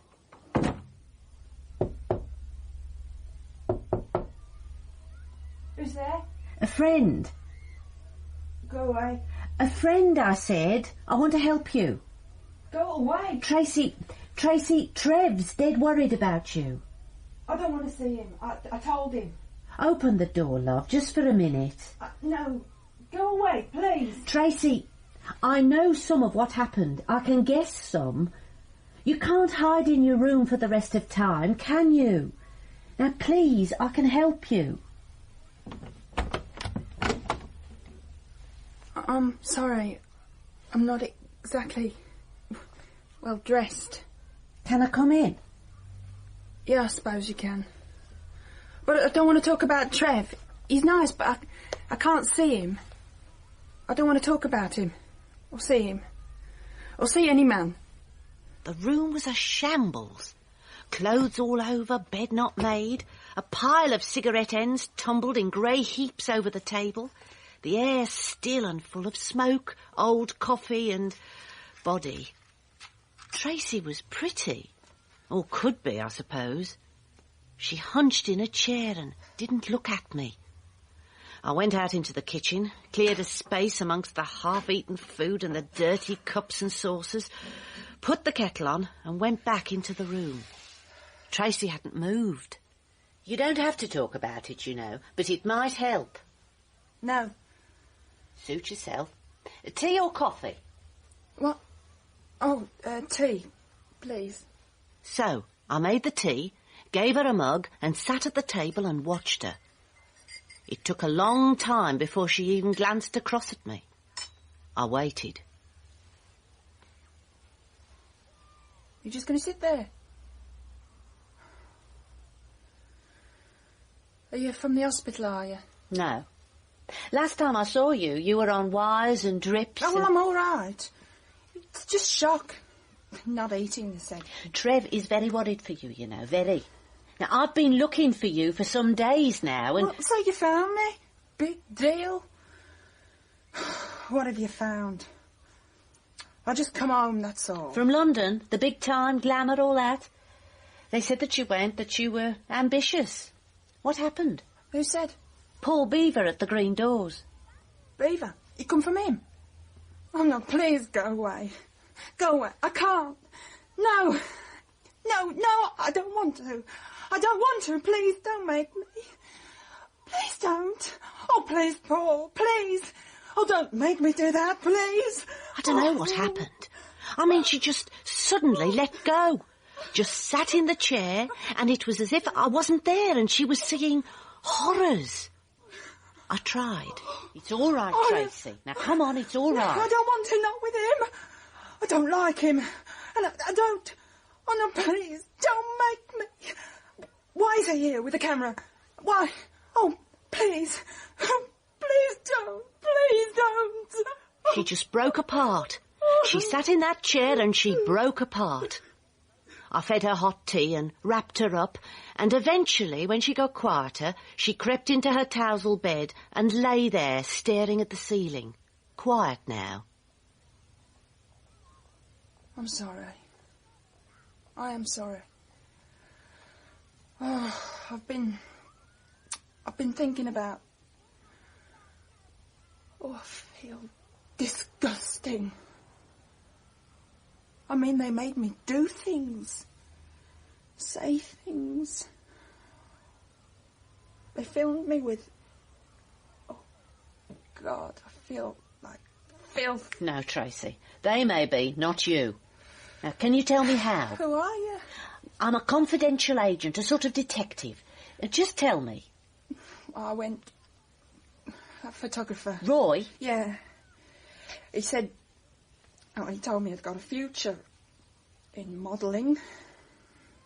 He could help me, he said. He told me I could do a course and he'd find me some good glamour work. He said there was a demand and there'd be a chance of a film and... Oh, God, I feel so dirty. Go on, love. I had to pay for the course. I didn't have the cash. He lent it to me. Beaver. Paul lent me. Oh, I never liked him. And he'd just come across with the money and then there was another course. And 500 quid I'd borrowed and suddenly he wanted it all back. The police, he said, were friends. Well, I owed him the money. I had to pay. But I couldn't. I just couldn't. So he offered you another way? Yes. Straight glamour work first? Yes. And then something, well, not very nice. Well, it's not bad, but it was not nice. And then Paul Beaver said he'd send the pictures to my mother and to Trev. What could I do? I see. I did everything they wanted. And all the time they threatened to show the pictures. Oh, they're animals. They're animals. Men. Not all of them. Not all of them, Tracy. Where's your mum? Oh, she lives in Kidderminster. Tell you what, go and see her. Go and stay for a few days. And do me a favour. Yeah. Call Trev. Tell him you're okay. Tell him. He really likes you, you know, really. It'll be all right. Come on. Let's pack a case and get away, girl. It's all over now. All over.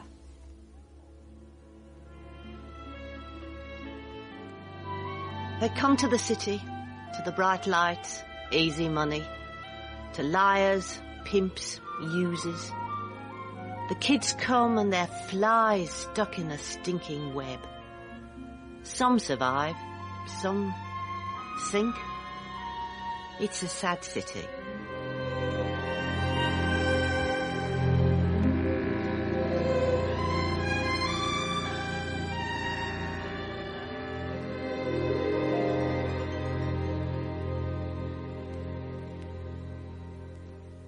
It's a cold comfort, the truth, oftener than not. I know. I'm concerned for that girl, for other girls. Oh, great. A girl guide let loose on the stinking city. Now, listen, most people, when they ask questions, do it from greed, from anger, or jealousy, or lust. Not you. No, of course not. Never. I want to find out I know, and you've got my friend involved. Yes. She has an appointment with your photographer friend this evening. He took one look at her and his eyes fell out, she says. Straight to the point with her. Glamour shots, good money, easy. And you want to find out the truth, to point the finger? It's a bloody crusade. You don't have to get involved if that's how you feel. I am involved. My friend is involved. Even I have a small residue of loyalty left, Miss Parker. So. Gloria? What's she doing? As if you didn't know. I told her about Tracy. She went out after. Yes, I'm sure she did. She went to chat to your camera artiste, right? She told me, after she'd been. And she said she'd be happy to help the best way she could. Well, I'm not happy. I am. Look, I don't know what you think about Gloria. I suppose it's a bit of a laugh, innit? Old enough to be her father, all that. Well, I just think you should know I don't want her mixed up in anything. I feel, well, responsible. She offered, Mr. Antrobus. She wants to find out the truth, same as me. You will learn very quickly, Miss Parker, that no one likes the truth. You might even find it very ugly indeed. Now, we have things to do.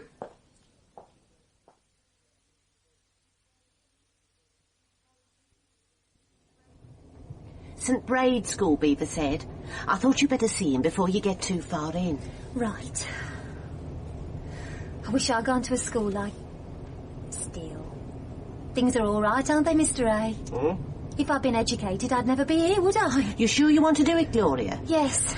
Yes, I do. Keep seeing that girl shaking. Shame. It was shame. How would you know a thing like that, Gloria? I've known men like that since I was 12. Eyes all over. Undressing you, assessing you. You're just so much meat. Shame. It's stupid, but it's what you feel when you're that young. That innocent. I could do him a serious injury. No, you couldn't. Not your style, Mr. A. Now, you don't have to go on with it. You can forget it, you know, Gloria. I should be good at it, Liz. With what I've got, I should be the best. Mickey can tell you. Stop it, Gloria. I don't like that sort of I'll thing. go on with it, Liz. No sweat. You don't have to, you know. You really don't have to. I'd rather you stayed out of it, Gloria. My mother used to say to me, Mickey Look, should say... just park over there. We'll see the playing fields from there. We sat in the car in the summer sunshine and waited. Mr. A had a camera with him from the safe in his office with a big lens on the front. He kept it in his lap. Gloria and I sat in the back and waited.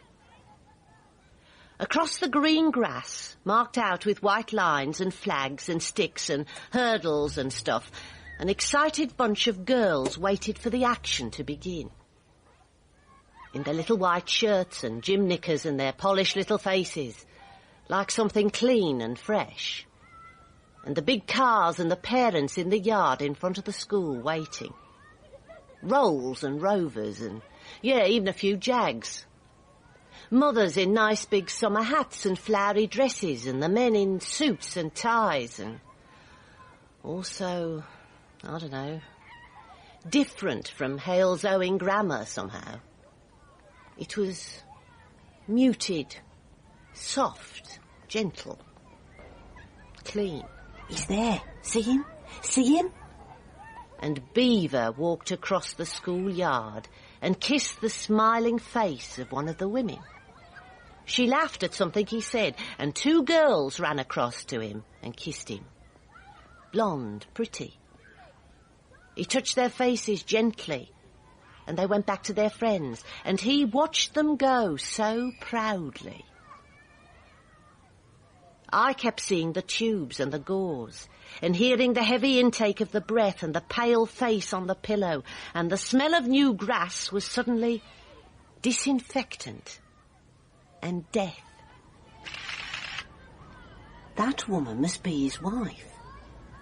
Pretty, isn't she? What are you thinking, Miss Parker?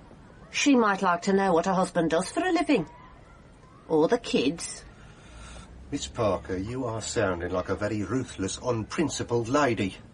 I'll have you know the ACE agency does not allow the sort of thing that you are suggesting. Police can handle it just as well their way. We give them enough evidence. They don't do anything, so more girls go missing or end up in front of that greasy man's camera doing naughties. Those little girls. I wonder what they would think. Oh, my life, Miss P. I like an agent with, well, determination, but you'll be the death of me. Or yourself. It's a very dodgy scene, all this, and I really do think we should... We'll do what we have to do, Mickey. Or no more conferences. You bloody mean it, don't you? She does. Yeah. Right. I'll know him when I see him. If, Claw. If. He surprised me. I thought a fat man with a glad eye and a roving hand. He cared about Gloria.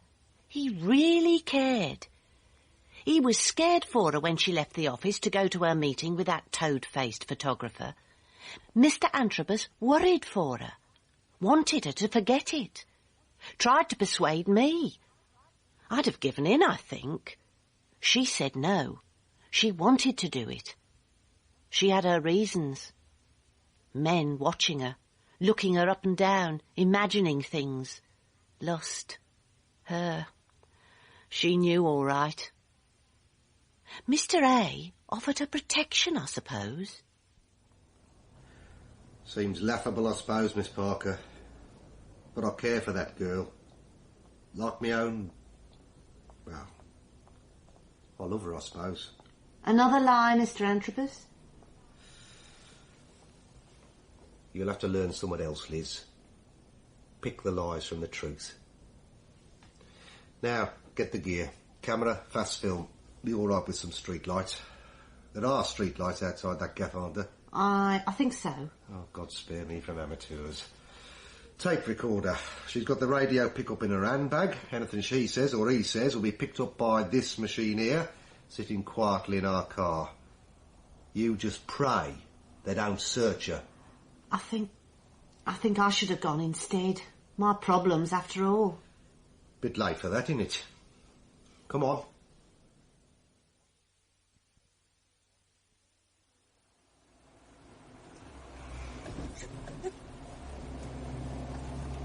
The rain veiled the green streetlights through the town, down past the bullring, under a bridge, past the ice rink, Indian takeaways, Chinese joints, yellow lights reflecting off dark pools of water on the pavements and the decaying streets. Blood on the street. Across the network of narrow roads and back doubles and parking near an old school. A Victorian pile with no playground and high windows, and the memory of workhouses and poverty stitched into every porous red brick. That it? Photographic studios, yes. There, look, Mr. A, look along the street. She walked slowly, her red high heels snagging every so often on the uneven pavement. the rain falling like a pall across her pale face and the black mac. Gloria looked nervously across the road and reached into her handbag, and then walked to the closed and blinded door of the photographic studio. Is it working? You said half 8. Ah, great, come in. It's working, thank God. Dunno what he thought he'd do if anything went wrong. We sat in the car then and waited. The dashboard clock glowed but said 6:30 for 20 minutes before I realised it didn't work. Mr. A was nervous. He wanted to light a small cigar and kept on putting it away. She got courage, that girl. I'll say that for her. He's coming. See? Poor bloody Beaver. End of the street. And 2 youngsters. There he was. His car parked just around the corner. And him with a camel hair coat over his dark suit and his arms round 2 girls. They looked no more than 13 and they seemed too bright somehow, too eager. They laughed together as he reached the door of the studio, and it opened as Mr. A knocked off 3 quick bursts with the camera and the fast film. Gotcha. It's remarkable, isn't it, how some people seem to think about nothing but themselves. I mean, that Beaver walked into that studio, saw Gloria and assumed she was going to do exactly what he wanted. No bother, no question. Power, I suppose.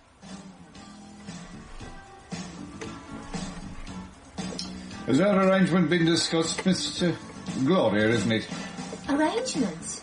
About the film and the pics. Oh, I never knew anyone else was involved. I mean, they're kids. Well, some people like them young. Now, you are going to play ball, aren't you? Not a lot of choice, has she, Mr. Beaver? She needs the cash to feed a bad habit. Oh dear, what a shame. Still, it's an ill wind, Gloria, eh? I think you and I will get on fine, don't you? Unless you fancy other things. Is the film ready? Yes, Mr. Beaver, all ready to go, just like you wanted it. Got his name, got the proposition, got him. 2 hours we sat in the car and listened, until I felt sorry for Mr. A and sorrier for Gloria.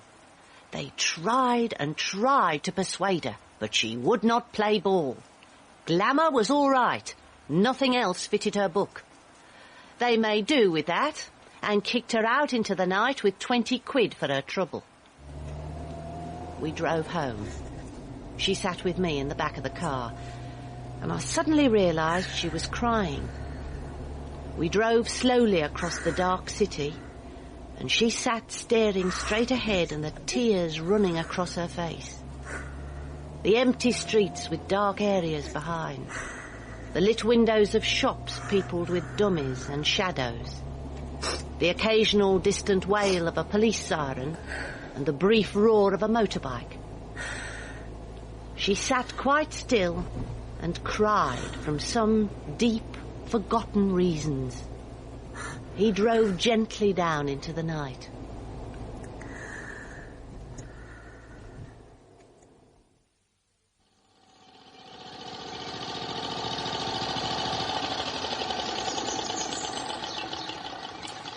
I think I've had about as much of you as I need, Miss Parker. You're harassing me. Is your wife in? My wife? What's my wife got to do with you? I've a good mind to call the police, make a complaint. Really? Tell you what, take a look at these. You might be interested. So might they. The negs, of course, we have, or rather our solicitor has, for safety's sake. Where the devil did you... The girls are pretty, aren't they, under the street lights? Did they look pretty under the film lights, Mr. Beaver? I don't know what you mean. No? Well, just to jog your memory, we have a tape that might be good listening. Is your wife at home? She might like to listen. Your children might enjoy it, Helen? Who the hell? I told you, I was looking for Tracy Markham. I found her, and I found out about you. You found her? She started her modelling career by going to your studios. Then she went to London. Devastated after what she was put through down there, she came back home and OD'd. Do you think your daughters will be interested? Your friends at the local church? The police committee? You are a fool, Miss Parker. I can have you snuffed out like candles. If anything should happen to me or mine, Mr. B, the tapes and the film go straight to the local press and the local police. Your interests are best served if I stay very healthy, you see. Sort of insurance, really. Now, you do understand, don't you? What do you want? If I hear of you doing anything of this sort again, the same thing happens. Yes? And I think a small fee for distress caused. Shall we say 3,000. Pity your wife's out. She looked very nice. Very family. Maybe another time, Mr. B.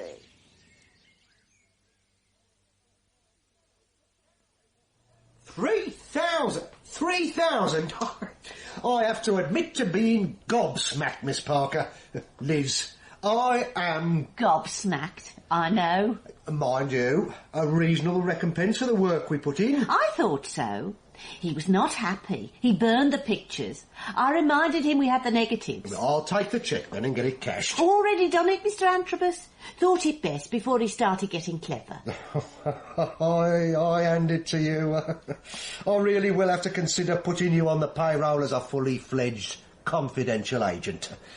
A little more time, Miss... If you say so. Now, the cash for the safe. Oh no. I've already dealt with that cash, Mr. Antrobus. Dealt with it, Miss... Tracy Markham needed a chance to get away from it all. And your friend Gloria saw a lovely ring. Diamonds and emeralds, she said.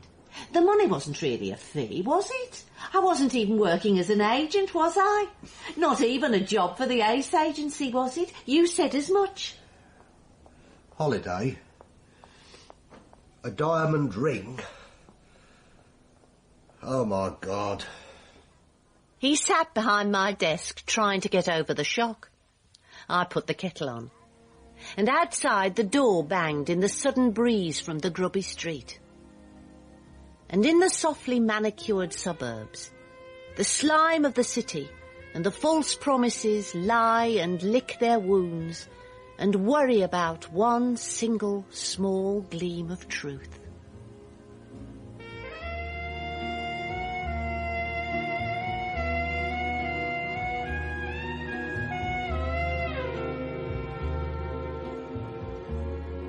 In A Confidential Agent, All That Glisters by Nick McCarty, Liz was played by Rosemary Martin and Mr. Antrobus by Terry Malloy. Gloria was Claire Falconbridge, Paul Beaver, Roger Hume, Tracy, Vicky Chambers, Roy, Kim Durham, Trevor and the Bouncer, Andy Hockley, Landlady, Judith Pearson, Shop Owner, Tex Flint.